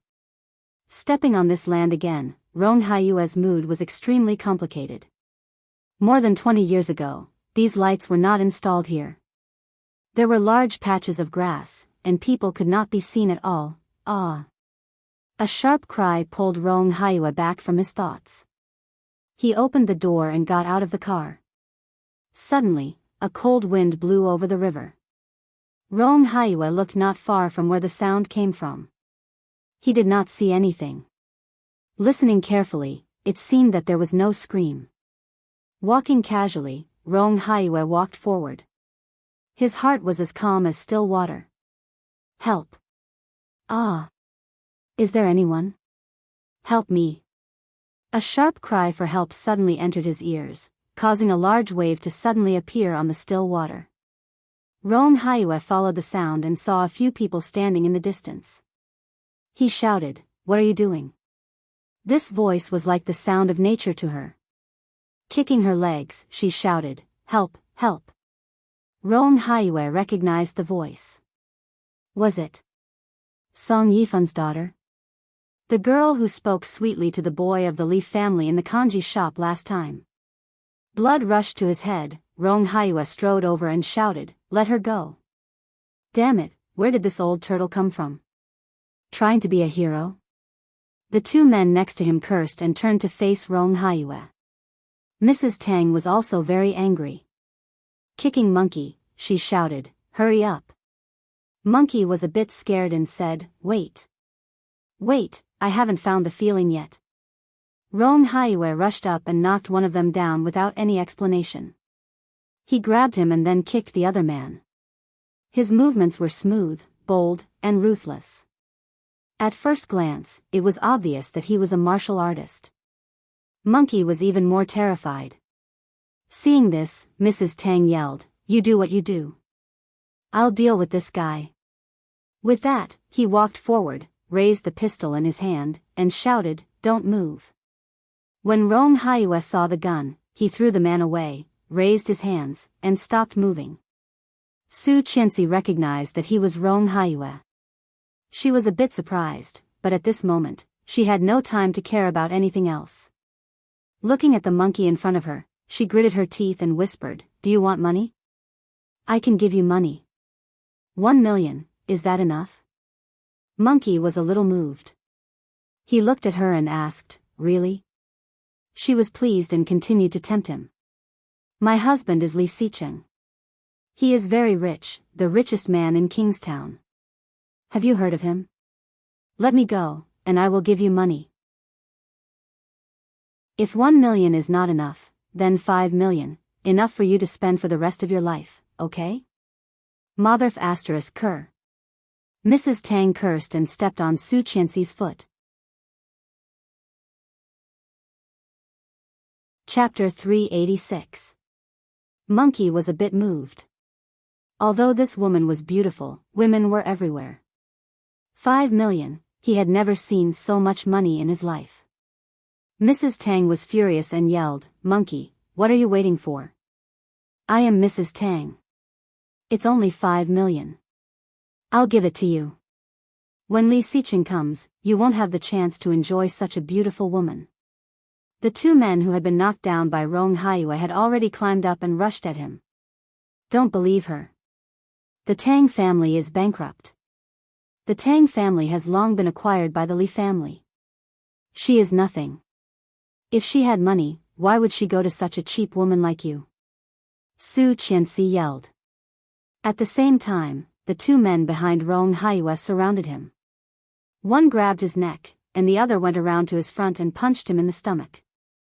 Mrs. Tang was furious. Turning around, she walked toward Su Qianxi, grabbed her hair, and slammed her against the railing. Little bitch. His head banged against the stone, making a dong-dong sound. Rong Haiyue took a solid punch, but when Mrs. Tang turned around, he slammed his head against the man in front of him. Grabbing the hand behind him, he pulled Rong Haiyue over and hit the man in front of him. Mrs. Tang felt something was wrong and immediately turned around, but Rong Haiyue had already rushed over. Startled, she stepped back, and Mrs. Tang's hand shook, bang. A loud gunshot rang out. Ah! Su Qianxi was dazed. Hearing the gunshot, she trembled, especially when she saw the blood dripping down. Her eyes rolled back, she collapsed and lost consciousness. Mrs. Tang was scared and immediately pushed Rong Haiyue away. She looked down at the blood on her hand. Throwing the gun away, Mrs. Tang's hand was shaking. I killed someone. Mrs. Tang stared at Rong Haiyue. Rong Haiyue staggered, his face pale. Covering his bleeding arm, he picked up the gun in his hand. He was so calm that he did not look like someone who had been shot. He said, let her go. F***CKU. Someone behind him shouted and threw Rong Haiyue to the ground. Rong Haiyue fell hard to the ground, and the gun in his hand flew out. Not far away, a car drove over. Mrs. Tang was shocked and yelled, someone's coming. A few cars surrounded them from the left and right. They were still quite a distance away. Mrs. Tang was shocked. It must be someone sent by Li Xicheng. Damn it. Then he decisively went forward and lifted Su Qianxi, who had passed out. I told him to come alone, but he called so many people. He's forcing me to kill her. Mrs. Tang was fat, but she was strong. She lifted Su Qianxi to the railing of the bridge. Rong Haiyue was pressed down, and the man sat on him and punched him hard. Seeing this, his heart skipped a beat and he shouted, what do you want to do? Die. Mrs. Tang threw her hard, and Su Qianxi's body quickly fell. Soon, there was a splash. When Rong Haiyue saw Su Qianxi being thrown into the water, the pain in his body seemed to disappear. There was only one thought in his mind, save her, save her. Chapter 387. 6 cars stopped and surrounded the place. Mrs. Tang had nowhere to run, and the 4 of them were arrested. Where is she? The leader of the group yelled. Mrs. Tang sneered, who is it? I don't know what you are talking about. Boss, there is blood on the ground. Someone yelled. We did not find Mrs. Tang. There was blood on the ground, but no one was hurt. Looking around, a horrible idea suddenly came to his mind. The leader of the Li family immediately yelled, get into the water and find her. The black Maybach hit the railing, and Li Xiqing lost consciousness. He did not know how long it took for him to wake up. He was surrounded by traffic police and people. Seeing the cracked windshield, Li Xiqing moved and wanted to start the car again, but he could not. Finding his phone, he opened the door. Li Xiqing had a terrible headache. Blood was dripping from his forehead, and he felt itchy. Wiping it off, he stumbled in that direction. Almost there, almost there. Li Xiqing picked up his phone and immediately saw the message from Mrs. Tang. Running as fast as he could, he clicked on the download. However, he was so dizzy that he almost fell several times. Behind him, there were cars following him. Li Xiqing's mind was muddled, and he could not hear what they were saying. Stumbling for more than 200 feet, he finally saw several cars belonging to the Li family. At the same time, the download was finished. A heart-wrenching scream came from the phone, and Li Xiqing's heart skipped a beat. People on the riverside all looked over. Seeing Li Xiqing in this state, the Li family was shocked and hurried to hold him. Mr. Li? Looking at the video on the phone, Li Xiqing became more conscious and gloomier. Where is she? No one answered, but at the same time, a loud cry came from the river. We did not find Mrs. Tang. The lights of the cars were still on. Li Xiqing glanced at the ground and the pool of blood was shocking. What are you looking for? She is dead. Mrs. Tang laughed loudly. Li Xiqing, you forced me to do this. You've ruined the Tang family's business and Tang Menjing's best years. Aren't you great? Come on, let's continue. Staring at the pool of blood on the ground, Li Xiqing breathed heavily and his ears were ringing. What are you looking at? Even the Heavenly King wouldn't be able to survive a shot to the heart. If you want to find it, go into the water. It's right there. Coward, you don't dare, right? Ha ha ha. Mrs. Tang laughed arrogantly. Her voice was like a devil's voice, echoing in their ears and echoing with crazy provocation. 2 more people jumped into the water to help with the salvage. Li Xiqing heard the sound of the water and suddenly went crazy. His first reaction was to rush toward the river. The people around him turned pale with fright. They quickly held him down and shouted, "Someone's going down, he's going down." Li Xiqing seemed to have calmed down, and the man's voice became softer. 4 people have gone down. If you go down like this, you will only get yourself killed. Do you want Mrs. Tang to see your dead body when she comes back? Perhaps the man's words worked. Li Xiqing calmed down. When he let go of the man, Li Xiqing rushed toward Mrs. Tang. A solid fist fell on Mrs. Tang's face. Mrs. Tang screamed and leaned back. She was caught again. Chapter 388. As he spoke, he kicked her in the stomach. Mr. Li, you will kill her. The people around him were anxious. 2 men tried to pull him back, but he was like a wild horse, and they could not stop him at all. Li Xiqing had completely lost his mind. Punching and kicking, he hit Mrs. Tang so hard that she bent over. Li Xiqing's eyes were bloodshot, and his body kept moving. It took 4 men to subdue him. Suddenly, a low moan came from behind. It was the sound of a man's soul, which seemed out of place at this moment. A tall and straight soldier came up and stammered with a red face, "Boss, this person seems to have taken medicine, you see." Hearing that, Mrs. Tang sneered in pain. Everyone's gaze was attracted to her. She opened her mouth, revealing her teeth that had been dyed red with blood. Her voice was filled with madness and cruelty, like the curse of a demon. "I wanted to let that little bitch enjoy herself, but I didn't expect you to bring so many people. I had no choice but to kill her in advance. It's you who killed your wife." Li Xiqing was even angrier, but at this moment, he calmed down. His eyes were as cold as frost, making Mrs. Tang's heart tremble. "Since that's the case, keep it for yourself and enjoy it slowly." Li Xiqing's voice was cold, and Mrs. Tang's face suddenly paled. "Take them to the car and let Mrs. Tang have fun." "Yes, sir." 2 men took Mrs. Tang to one of the cars. Mrs. Tang then realized that Li Xiqing was not joking. No, you can't. Li Xiqing, you little bastard, you will get what you deserve. You will definitely get your retribution. You will be struck by lightning, and you will not have a good. Before he finished speaking, he was stuffed into the car. Monkey was also stuffed in at the same time. One of them wisely drove the car to a remote place. The rest of Mrs. Tang's men trembled and said weakly, Monkey has AIDS. Her hands were tied. She might have woken up, but she might not have. The feeling of suffocation and coldness swept over her.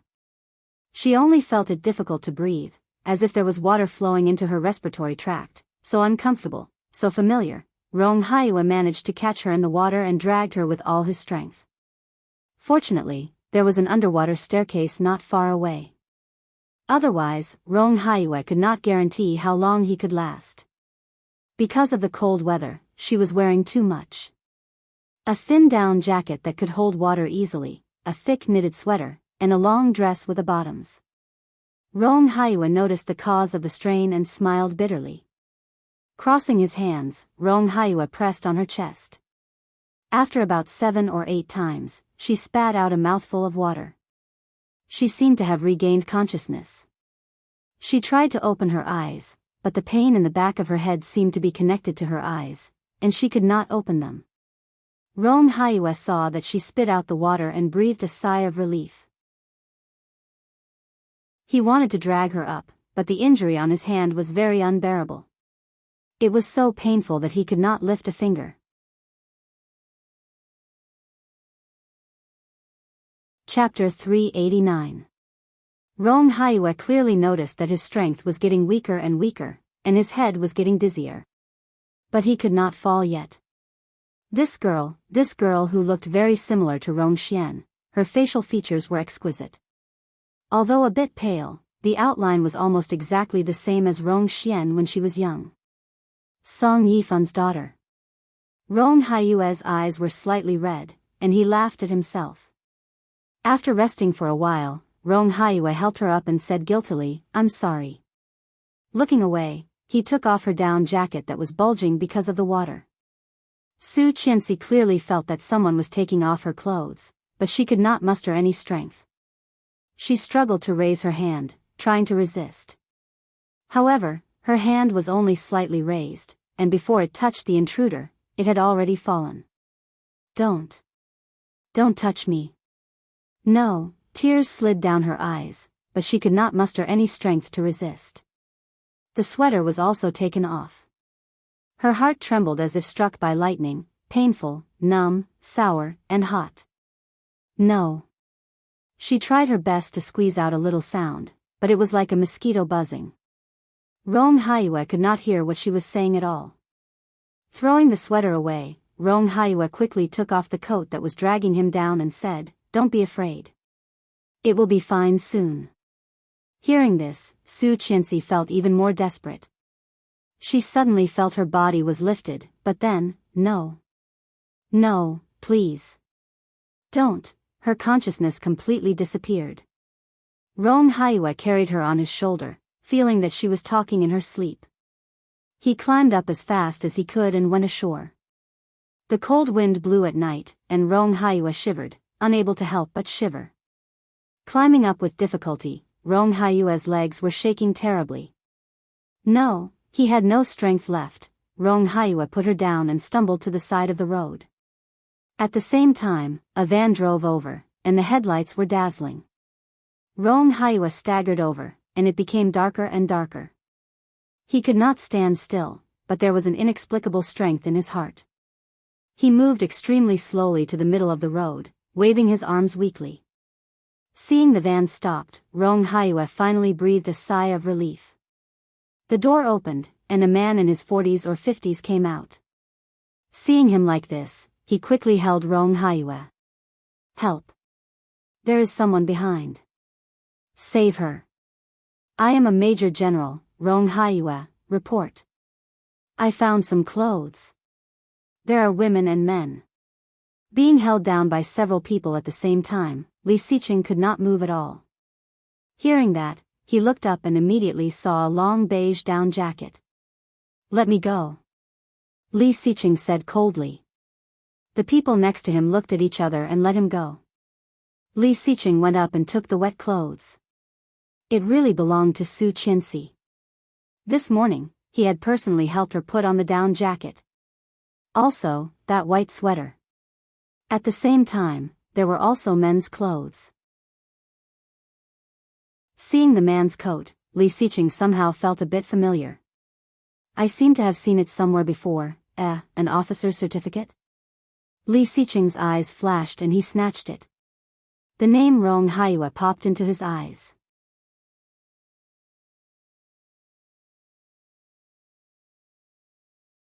In the face of sudden death, Su Qianxi was caught off guard and lost her mind. What would she do?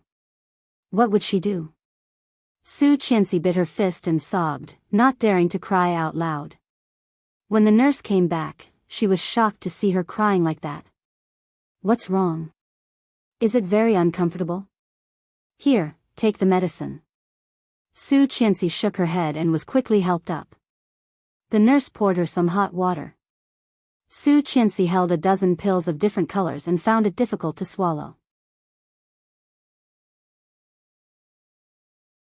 Chapter 391. Retching a few times, she spat out some stomach acid and nothing else. Since noon yesterday, she had only drunk a glass of water. She was so dizzy that not long after she lay down, she fell asleep again. When she woke up again, it was already past 8 p.m. Su Qianxi felt that her hand was held and moved, waking up the man who had fallen asleep. He reached over and touched her forehead, and then himself, frowning. Looking at him, she was a bit dazed. At this moment, Li Xiqing had 2 dark circles under his eyes, and even his chin was a little blue. His hair was messy, and he had changed his clothes, but he still looked a little dispirited. There was a piece of gauze on his head, just above his left eyebrow. However, as soon as she realized it was him, she pursed her lips, and tears of grievance immediately fell. He was scared and asked softly, "Are you feeling bad? What's wrong?" She burst into tears and grabbed his hand. It hurts all over." Li Xiqing frowned and reached out to wipe away her tears. However, she suddenly shrank back and yelled, "Don't touch me. HIV could be transmitted through fluids." Su Qianxi still knew this common sense. However, after avoiding his hand, she felt even more wronged and burst into tears. Biting her lower lip, she sobbed. He paused and looked at her. "What's wrong?" His deep and cold eyes were filled with worry. She finally couldn't hold it in anymore and burst into tears. Grabbing his hand, she said, "Mr. Li, I've been raped, I've got AIDS, I'm probably going to die. I might not be able to be with you anymore, not ever again in the future." However, when the words were on the tip of her tongue, she could not say it. Holding his hand, she cried like a child abandoned by her parents, desperate and sad. He helped her up, held her in his arms, and gently patted her back. She wiped her tears away with her sleeves, not letting them fall on him, and gently leaned over. Grabbing his neckline, she smelled him greedily, but her heart was even more sour and painful. "It's okay. That old woman has been arrested for intentional homicide. I will ask Xing Shiming to help me with the case. I will definitely get a heavy sentence." Xing Shiming was the most famous mouth in Kingstown. With him, even if Mrs. Tang had 3 heads and 6 arms, she would be sentenced to at least 10 or 20 years. "How did you find me?" Su Qianxi asked in between sobs. "I found you." Touching her head, his deep voice was soft and gentle. "Eat something. Grandpa just brought you porridge. He was going to stay with you, but I drove him away." She chuckled and patted him. "You are so naughty. If Grandpa knew you said that, he would definitely beat you up." He held her hand and tightened his arms around her. "Mrs. Li, yes. I thought I would never see you again." Li Xiqing's voice trembled, and his arms tightened. "Fortunately, you are fine. Fortunately." Chapter 392. Okay. He took 2 pillows and put them behind Su Qianxi to make her more comfortable. Then he went to get her some porridge. Su Qianxi hugged the quilt, and her eyes couldn't help but be filled with tears. Looking at him, she felt her heart wrench. Li Xiqing had never been so nice to anyone before. Even his grandpa had never been treated like this. He loved her. However, she couldn't afford it. Li Xiqing, Su Qianxi bit the quilt and whispered. He did not look back and responded, yes? His voice rose, and there was the joy of surviving a disaster in his deep voice. Su Qianxi heard his joy and hugged the quilt even tighter, calling again, Li Xiqing, yes. He looked back at her and found that she was already in tears, looking at him. Walking over with the hot porridge, he gently put it on the table and said gently, it's okay. Don't cry. Then he reached out to wipe away her tears like before.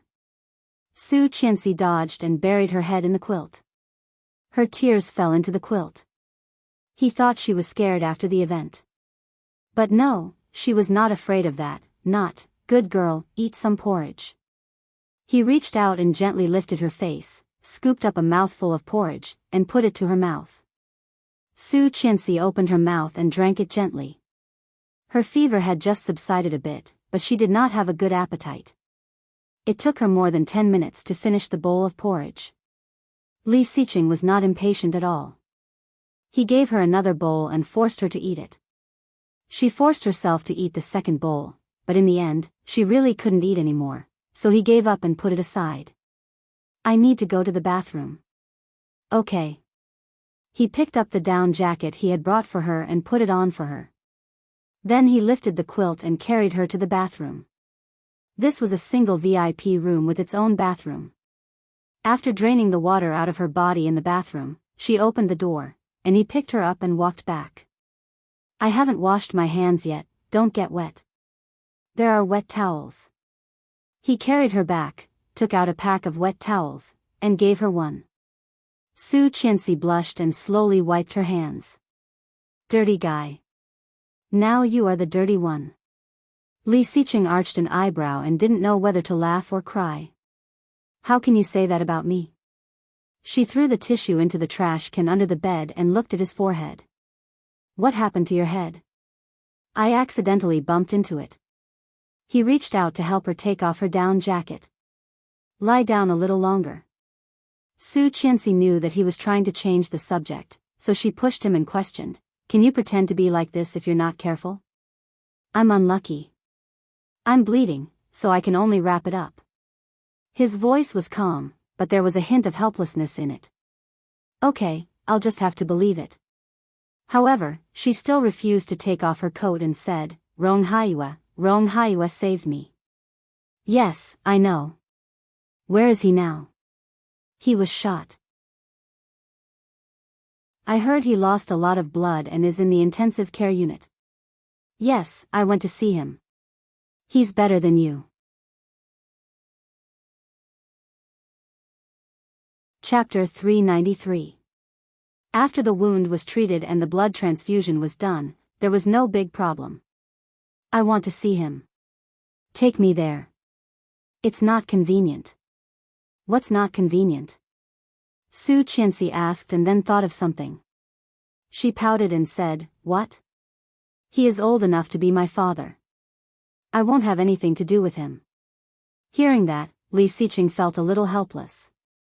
He reached out and pinched her nose, saying, in your eyes, am I this kind of person? Isn't it? I heard that his wife just arrived from the capital. He has been in Kingstown for half a month. They must have a lot to talk about. Oh. Su Qianxi nodded. Okay, take me to see him tomorrow. Okay. He agreed and reached out to take off her coat. Sleep a little longer.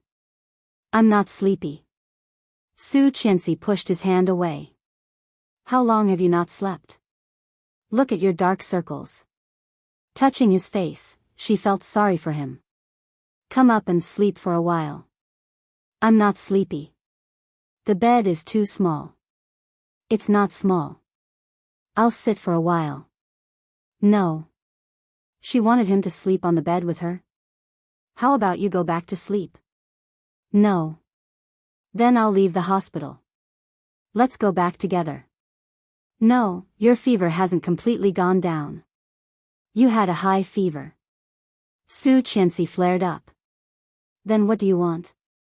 Li Xiqing glanced at her and reached out to touch her forehead. With an imperceptible smile and affection in his eyes, he whispered, "You sleep. I'll watch over you." No. Then you hold my hand. I'll sleep next to you. No. Then, how about we sleep together? No. Su Qianxi's first reaction was to refuse. I have a cold. I'll pass it to you.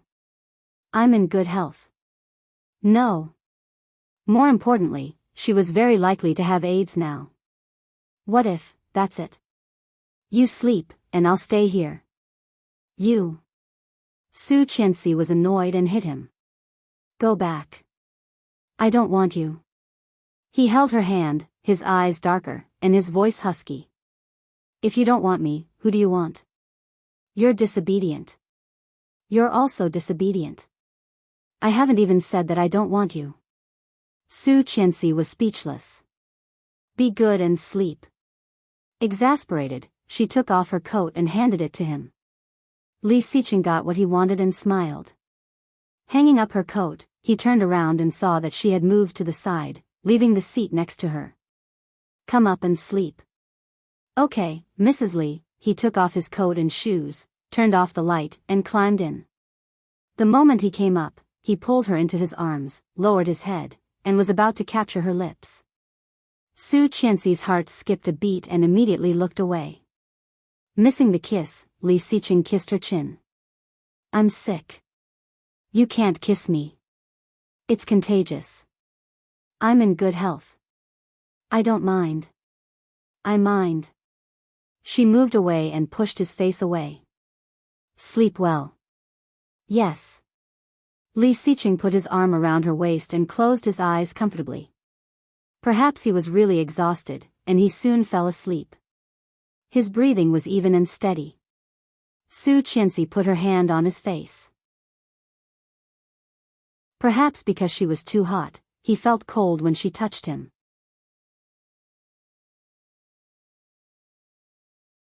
Chapter 394. After a long time, Su Qianxi gently removed his arm and got out of bed. The person in her arms was empty, and he did not wake up. He was sleeping soundly. Su Qianxi's heart ached even more. He must not have slept last night. Finding that she was missing, he must have been worried. However, this could not be the case. She could not stay with him all the time. Putting on her shoes and coat, Su Qianxi quietly opened the door of the ward and walked out. She was still worried. After all, Rong Haiyue had saved her life. If she did not see with her own eyes that he was fine, she would always feel a little uneasy. She asked a nurse and soon found out where Rong Haiyue's room was. Following the room number, Su Qianxi suddenly saw a woman walking toward her. This woman was mature and charming. She was wearing a long light green cheongsam and a dark green coat made of raccoon fur. Her long hair was combed into a charming bun. Her face was delicate in just right makeup, and her posture was straight and slender. She was a very special woman, and also a very charming woman. However, what caught Su Qianxi's attention was not her extraordinary temperament, but her face. She had seen that face before, and not just once. Rong Xian. That was Song Yifan's good days, the love of Xing Shiming's heart. Su Qianxi's impression of her only stopped at the old photo in Song Yifan's wallet, which was a vibrant girl with a flowery smile. She never thought that one day, she would actually see the real person. When seeing Su Qianxi, the woman was obviously also dazed and recognized who she was at a glance. Rong Xian's expression was a bit indifferent. She nodded slightly at Su Qianxi, but it was just a polite greeting.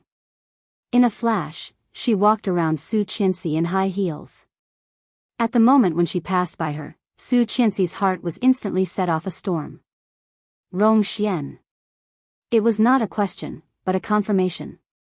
Rong Xian stopped and looked over. Su Qinxi thought that she would ask, "How do you know my name?" Or, "Do you know me?"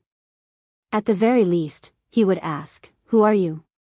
However, to Su Qinxi's surprise, Rong Xian just glanced at her coldly. Her voice was cold and distant, without any warmth. She said, "Don't call me by that name. It's disgusting." After saying that, he turned around and left. Su Qinxi was dazed and looked at her back incredulously, watching her disappear at the corner of the corridor. Indifference. It was not the coldness of Li Xicheng, but an inexplicable malice. That kind of malice was like a sharp knife, cutting away the extravagant hope she had for her so-called mother. She was her mother. There was no doubt about it just by looking at his face. But why would she have evil intentions towards him? It was not until 10 seconds after Rong Xian left that Su Qinxi suddenly realized what she had done. She should have asked Su Qinxi why she abandoned Song Yifan, why she left alone, why she abandoned her daughter, why she married Li Xicheng, and why she became the illegitimate daughter of the Su family. Su Qinxi had a million questions in her heart, but because of that sentence, she forgot everything. Su Qinxi struggled to catch up, looking for Rong Xian in the crowd. Chapter 395. After searching for a while, Su Qinxi went back the way she came. She walked to Rong Haiyue's ward and knocked on the door. There was a quick response. "Come in." It was Rong Haiyue's voice. Su Qinxi walked in, and Rong Haiyue's eyes lit up. However, when he saw her, there was a trace of imperceptible disappointment in his eyes. He smiled and said, "It's you." It was this girl. He had almost mistaken her for someone else just now.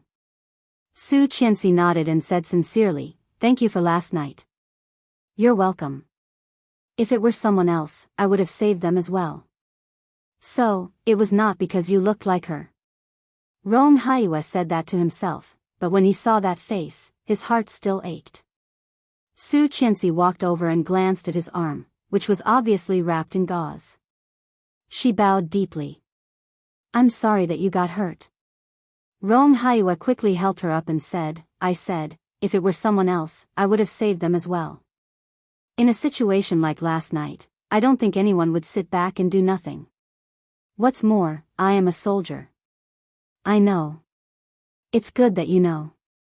Soldiers are the embodiment of justice. As a soldier, if I did not even help when something like that happened, wouldn't it be too useless and a waste of my identity as a soldier?" Rong Haiyue pretended to be proud, but after he said that, he suddenly realized that he had unconsciously used the way he usually coaxed his daughter. Su Qinxi wanted to laugh, but she couldn't help tearing up. Thank you so much. You child." He chuckled, but his fists hidden under the quilt were slightly clenched. She was so similar, exactly like Rong Xian when she was young. Frank, pure, kind, and upright. What a good child, but why was she Song Yifan's daughter? Rong Haiyue was a bit disappointed. Looking at her, he pretended to ask casually, "Did your father come to see you?" "He is in London. My husband probably did not tell him about it." "Business trip?" "Performance." "Oh. That's good. Mr. Song is a very good musician. Our neighbor's child especially admires him." Su Qinxi smiled, her eyes sparkling as she nodded. "I also admire him very much. My father is the best." "Yes." Rong Haiyue lowered his eyes to hide his loneliness. "Mr. Rong, is it convenient for you to give me your contact information?" Rong Haiyue was a little surprised, but he quickly agreed and turned to the table to flip through the paper. But there was no such thing. Rong Haiyue was a little embarrassed and said, "You should tell me your number." "I will call you." She told him Li Xicheng's number and quickly added, "This is my husband's number. I don't know where my cell phone is. I will get a new card later." "Alright, can you tell me yours too?" She then told him her number and looked at the time in the ward. It was almost 10 p.m. "It's too late. I'll go back now. Good night, Mr. Rong."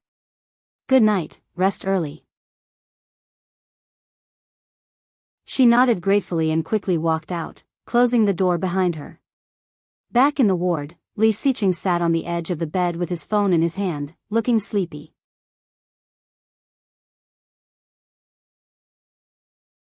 Chapter 396. Okay. She walked in, took off her coat, and climbed into bed to put her arms around his neck. How come you're awake? He turned around and hugged her, whispering, What did you say? I thanked him, apologized, left my phone number, and came back. Okay. Touching her forehead, he glanced at the time. Are you hungry? Do you want something to eat? No. I don't have an appetite. Then take the medicine. Su Qianxi pouted, a bit unhappy. He lowered his head and pecked her on the lips, whispering, Be good. She felt like she was struck by lightning. He kissed her. How could he? Covering her mouth, she widened her eyes, her heart pounding. He saw that and pinched her nose. What reaction? It's not like we've never kissed before. Getting up, he went to get some water. Checking the temperature, he took out a packet of medicine and walked over with the medicine in one hand and the water in the other. Take it. Su Qianxi's hands trembled. Seeing the water, her eyes became even redder. She opened her mouth and said in a trembling voice, Mr. Li, I was raped by someone with HIV. Maybe. I already have AIDS. Don't make excuses. Take the medicine. He poured the medicine out. Open your mouth. Su Qianxi swallowed the words that were on the tip of her tongue. She took the water and looked at the medicine, slightly dazed. You want me to feed you? He arched an eyebrow and approached her dangerously. With my mouth? No, no way.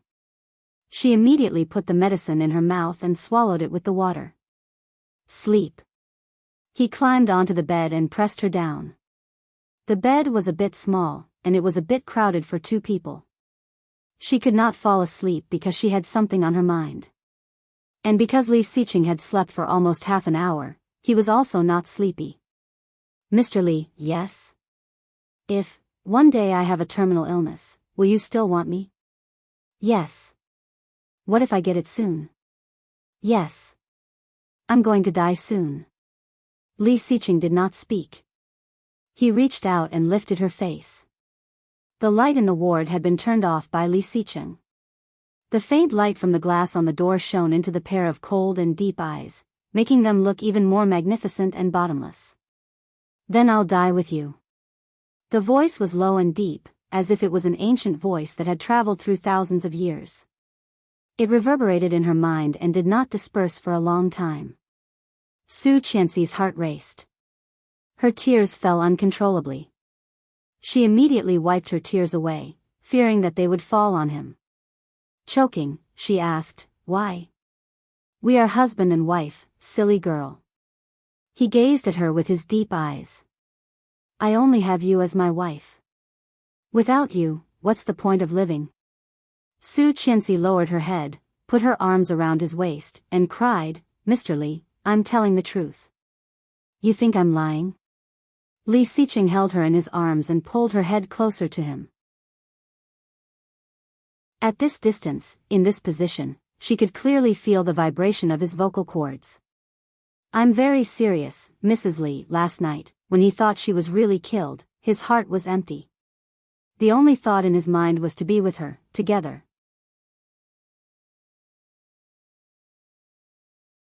Chapter 397. Fortunately, he did not jump. Fortunately, she was fine. Su Qianxi leaned in his arms and said in a muffled voice, You can marry again. If I die, will you marry again? Su Qianxi was dazed. Would he? Would he? No. If he really went ahead of her, she would not hesitate to die with him. Her heart skipped a beat, and she tightened her grip on him. She loved him for 2 lifetimes. However, he never said that he loved her. It turned out that he had such feelings for her. Did he have such deep feelings for her? Su Qianxi hugged him, tears streaming down her face. She sniffed and deliberately said, "Of course, you are dead. Why should I stay with you? It's disgusting to stay with a dead body." When she said this, her heart felt like it had been stung by thousands of bees, and the pain was beyond recognition. "So, when she died, go and marry another one. Don't be with her, don't stay with her, it's not worth it." But Li Xiqing's hand was clenched tightly, almost embedding her into his bones. He whispered, "I don't believe it. You won't." "I will." "You won't." Although his voice was soft, it was extremely firm. Su Qianxi did not speak, grabbed his collar, and stared at the chest in front of her in the dark. Although she could not see anything. After a long while, she said in a low voice, "Nothing is more important than yourself." "There is." His voice sounded above her head. "You are more important than myself." His voice was light, particularly beautiful in the quiet ward. Su Qianxi buried her head deeper, crying silently, and closed her eyes. However, his heart was unable to calm down for the entire night. For the next 3 days, Su Qianxi spent in the hospital. After the doctor checked to make sure it was not the flu and did not relapse, she was discharged. Before leaving the hospital, Su Qianxi went to Rong Haiyue's ward to see him. Rong Haiyue was also ready to leave the hospital, dressed in casual clothes and carrying his own luggage. Su Qianxi did not see his legendary wife. When she asked, Rong Haiyue's eyes dimmed. He said, "He is busy and has returned to the capital." She snorted. Li Xiqing was also very busy, but he had been in the hospital with her these 2 days. However, he didn't say anything. Considerately, he didn't ask any more questions and walked out of the hospital together. He offered to drive Rong Haiyue to the airport, and Rong Haiyue did not refuse. After leaving the hospital, she subconsciously looked for Li Xiqing's Maybach. However, no matter how hard he looked, he didn't see anything similar to a Maybach. There was a very flashy and beautiful super sports car parked in front of the hospital, looking like it was waiting for someone. "Yang, is the driver not here yet?" She turned her head and looked at Li Xiqing. Li Xiqing pointed at the Bugatti in front of him. "Coming." Su Qianxi widened her eyes in disbelief and asked, "You changed your car? Don't you hate sports cars? Why did you change to this?" "For a change of mood." Yang got out of the car to open the door for them. Hearing what Li Xiqing said, he pouted inwardly. Stubborn. It was obvious that he had damaged the Maybach and changed it because it was too slow. He changed it to a supercar, and it was a modified 4-seater. He really did not understand the world of the rich.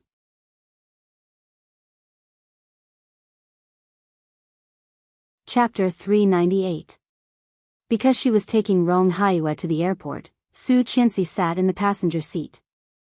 The new car was indeed fast and stable. Just sitting there, Su Qianxi felt her blood was boiling. Neither of the 2 men in the back seat was talkative. They were both looking out of the window, and the atmosphere seemed a bit awkward.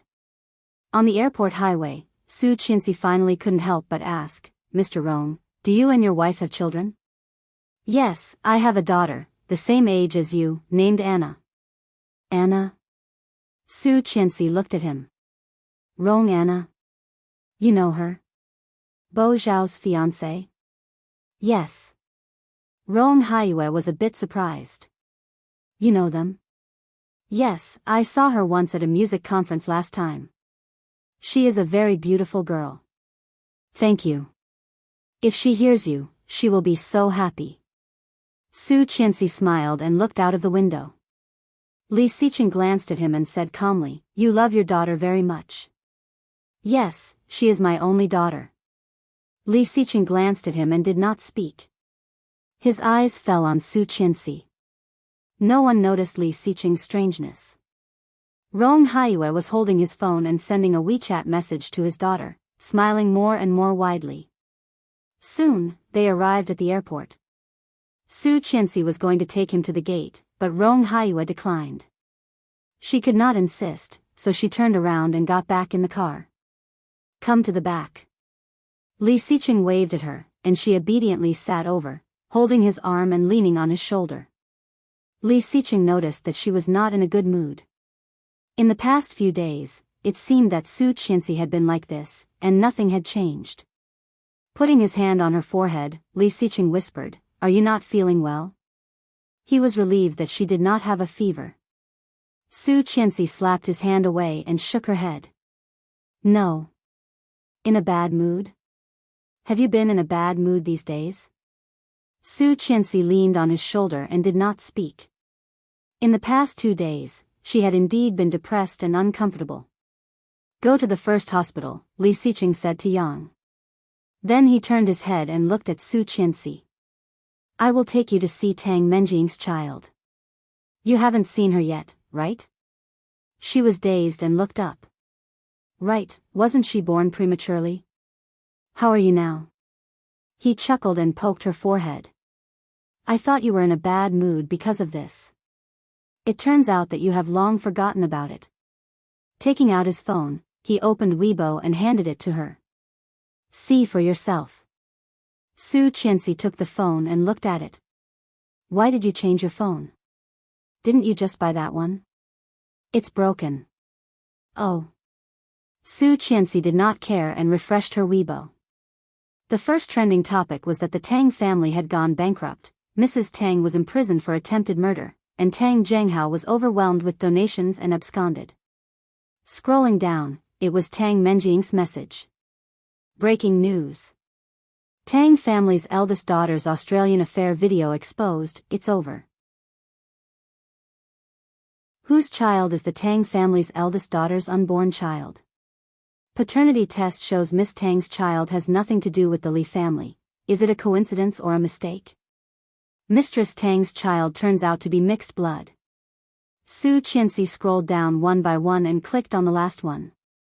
The picture was of a little baby lying in an incubator. His skin was extremely white, and a handful of blonde hair was stuck to his scalp, looking not far away.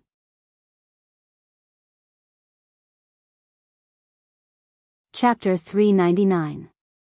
Su Qianxi exclaimed, "Foreigner? Mixed race?" "Yes." He glanced at it, reached out, and clicked a few times on the phone, pulling up the video that Rong Rui had once hacked. This is the video that Rong Rui provided to Luo Zhan. "Ah, there is such a video. Why didn't you take it out before?" "He refused to take it out before, and I couldn't do anything about it." "Then why did he take it out now?" "You need to ask Qingyu this question." Su Qianxi saw his meaningful expression and blinked. "Qingyu and Rong Rui are together?" "Yes." Li Xiqing suddenly became speechless. Glancing at her, he reached out and knocked her on the head. "What do you mean, together?" Su Qianxi covered her head and shrank back. "It means they are together." "No." Li Xiqing's eyes suddenly became deeper. "Qingyu can't control him." "She can," Su Qianxi said, thinking of Rong Rui's obedience to Qingyu in her previous lifetime.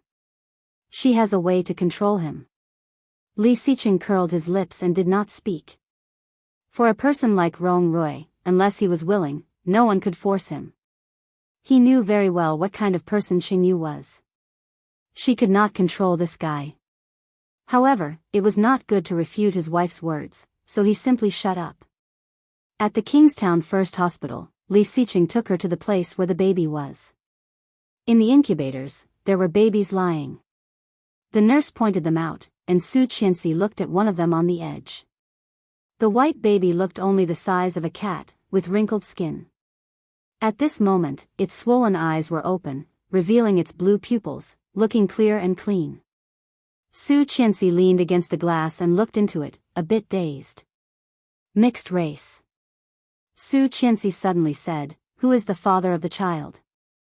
"I don't know." He put an arm around her shoulder. "It's just a one-night stand. There are so many Australians, and it is impossible to find them one by one. Besides, he would not look for them. So poor." Su Qianxi looked at the baby inside. "The child is innocent. The Tang family is already like this. Tang Menjing will certainly not want him." He has no father, and he is premature. Yes, I've checked. This child's lungs aren't very good, and there's also a problem with his breathing tube. Li Xiqing looked at her. I will give him the best treatment. When he is well, he will be sent to the welfare home. Send them to the orphanage? Su Qianxi looked up and found it hard to believe. Such a small child is going to be sent to an orphanage? Yes, this will increase the chances of him being adopted. Li Xiqing looked at her, his eyes darkening. Do you want to raise him yourself? She was speechless. Facing his dark eyes, her voice became smaller and smaller. No. She could not even take care of herself. Why should Li Xiqing take care of this child? The world is unfair. It is the child's misfortune to have a mother like Tang Menjing, but he has no choice. Li Xiqing rubbed her hair and whispered, don't think too much. If we really raise this child, maybe he will hate us when he grows up. It's not good to work hard. Okay, she said. I want to see Tang Menjing.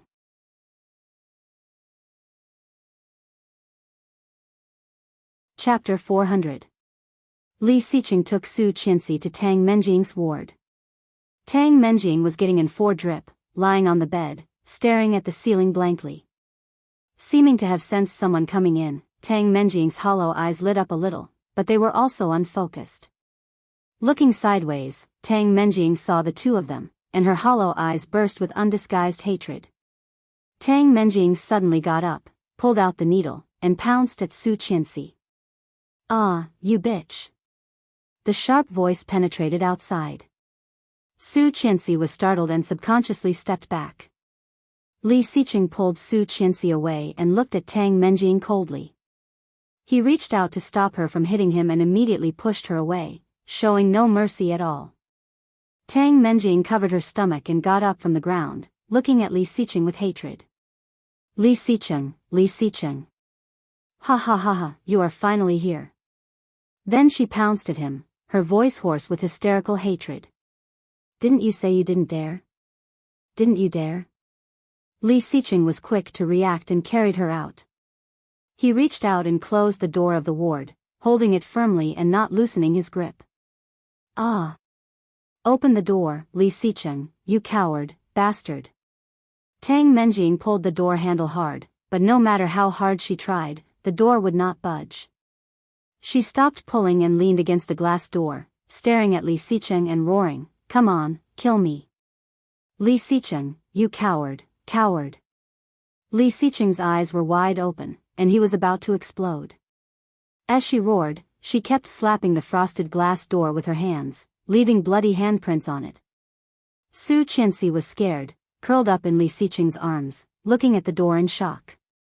There were bloody handprints on the glass door one after another.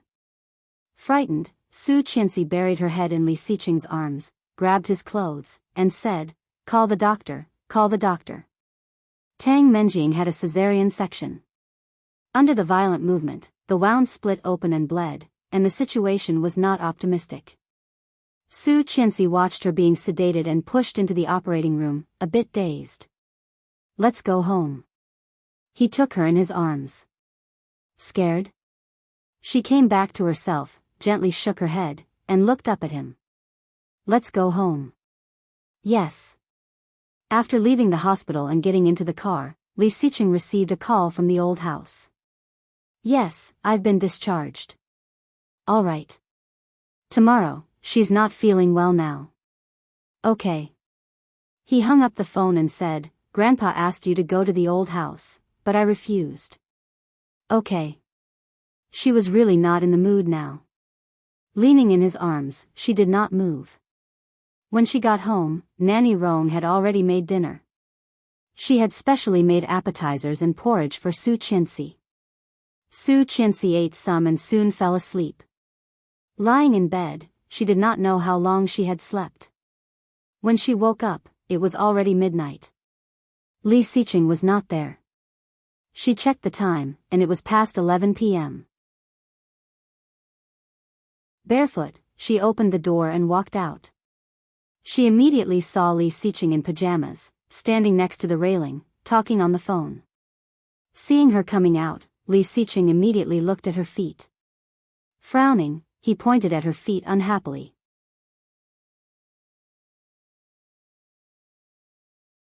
Chapter 401. Li Xiqing walked in and saw her lying down again. He sat on the edge of the bed and spoke fluent Italian. Su Qianxi understood, lifted the quilt and looked at him. After he hung up, she asked, "Are you going on a business trip?" "Yes, I may have to go to Italy." "When?" "The day after tomorrow." Li Xiqing got under the quilt and held her head. "I'll be back soon, in 3 to 5 days." "Okay." Su Qianxi was a bit disappointed and looked at him. "Are you going to Venice?" "No." Li Xiqing chuckled and pinched her little face. "I'll take you there in the future. I have something to do there this time." "Okay. Go to sleep." Li Xiqing held her and kissed her forehead. "We'll go to Grandpa's tomorrow." "Yeah." Su Qianxi grabbed his shirt on the side of his waist and looked down. Venice, Italy, the romantic capital of water. She wanted to go, always wanted to go. But it was good that he was going on a business trip. She had always wanted to do something but did not dare to do it. If he went to Italy, she could check it out. What if? The light was turned off, and Li Xiqing soon fell asleep. Even breathing came, from the top of her head into her hair. However, her grip on his hand tightened. He fell asleep. In the past few days, he had not touched her at all. Even kissing was very, very rare. Although she resisted his kiss, she knew that she was very likely to have AIDS, so she refused his touch. However, he did not have any feelings for her at all. Could it be that he already knew that she was being raped, but he did not say anything? Thinking of this, she shrank even more, moved her hand away from him, and moved back. So, he did not touch her because he could not get over it, right? Su Qianxi felt a lump in her throat, but she gritted her teeth and did not make a sound. She shifted her body and reached out for her phone. As soon as she pressed the screen, Li Xiqing moved and was woken up by her. A big hand came over and pulled her into his embrace. He whispered in her ear, "Can't sleep?" "Yeah, I slept too much." "You sleep, I'll play with my phone for a while." Li Xiqing was indeed exhausted.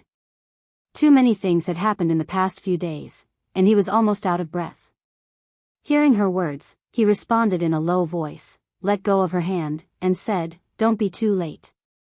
As soon as the big hand moved away, Su Qianxi's heart felt empty, and tears of grievance overflowed from her back to him. "Yeah," she responded in a low voice, with an imperceptible tremor. Not noticing, Li Xiqing turned his back and closed his eyes. Su Qianxi bit her fist and let the tears fall. She forced herself not to make a sound. Her body was tense and motionless. After Li Xiqing fell asleep again, she took out her phone, opened the browser, and typed in the keywords, AIDS transmission route. Hundreds of articles popped up, and she clicked on one of them. ****** blood, mother and baby. In daily life, shaking hands, touching, and sleeping would not cause any problems. Kissing and hugging would not spread the virus. Saliva, sweat, and tears would carry a little bit of the virus, but it would not lead to infection. Seeing this, Su Qianxi was reassured. He continued to search for the early symptoms of AIDS. You're tuning into the Romantic Tales YouTube channel. Don't forget to subscribe and join us on this journey to catch the most captivating stories.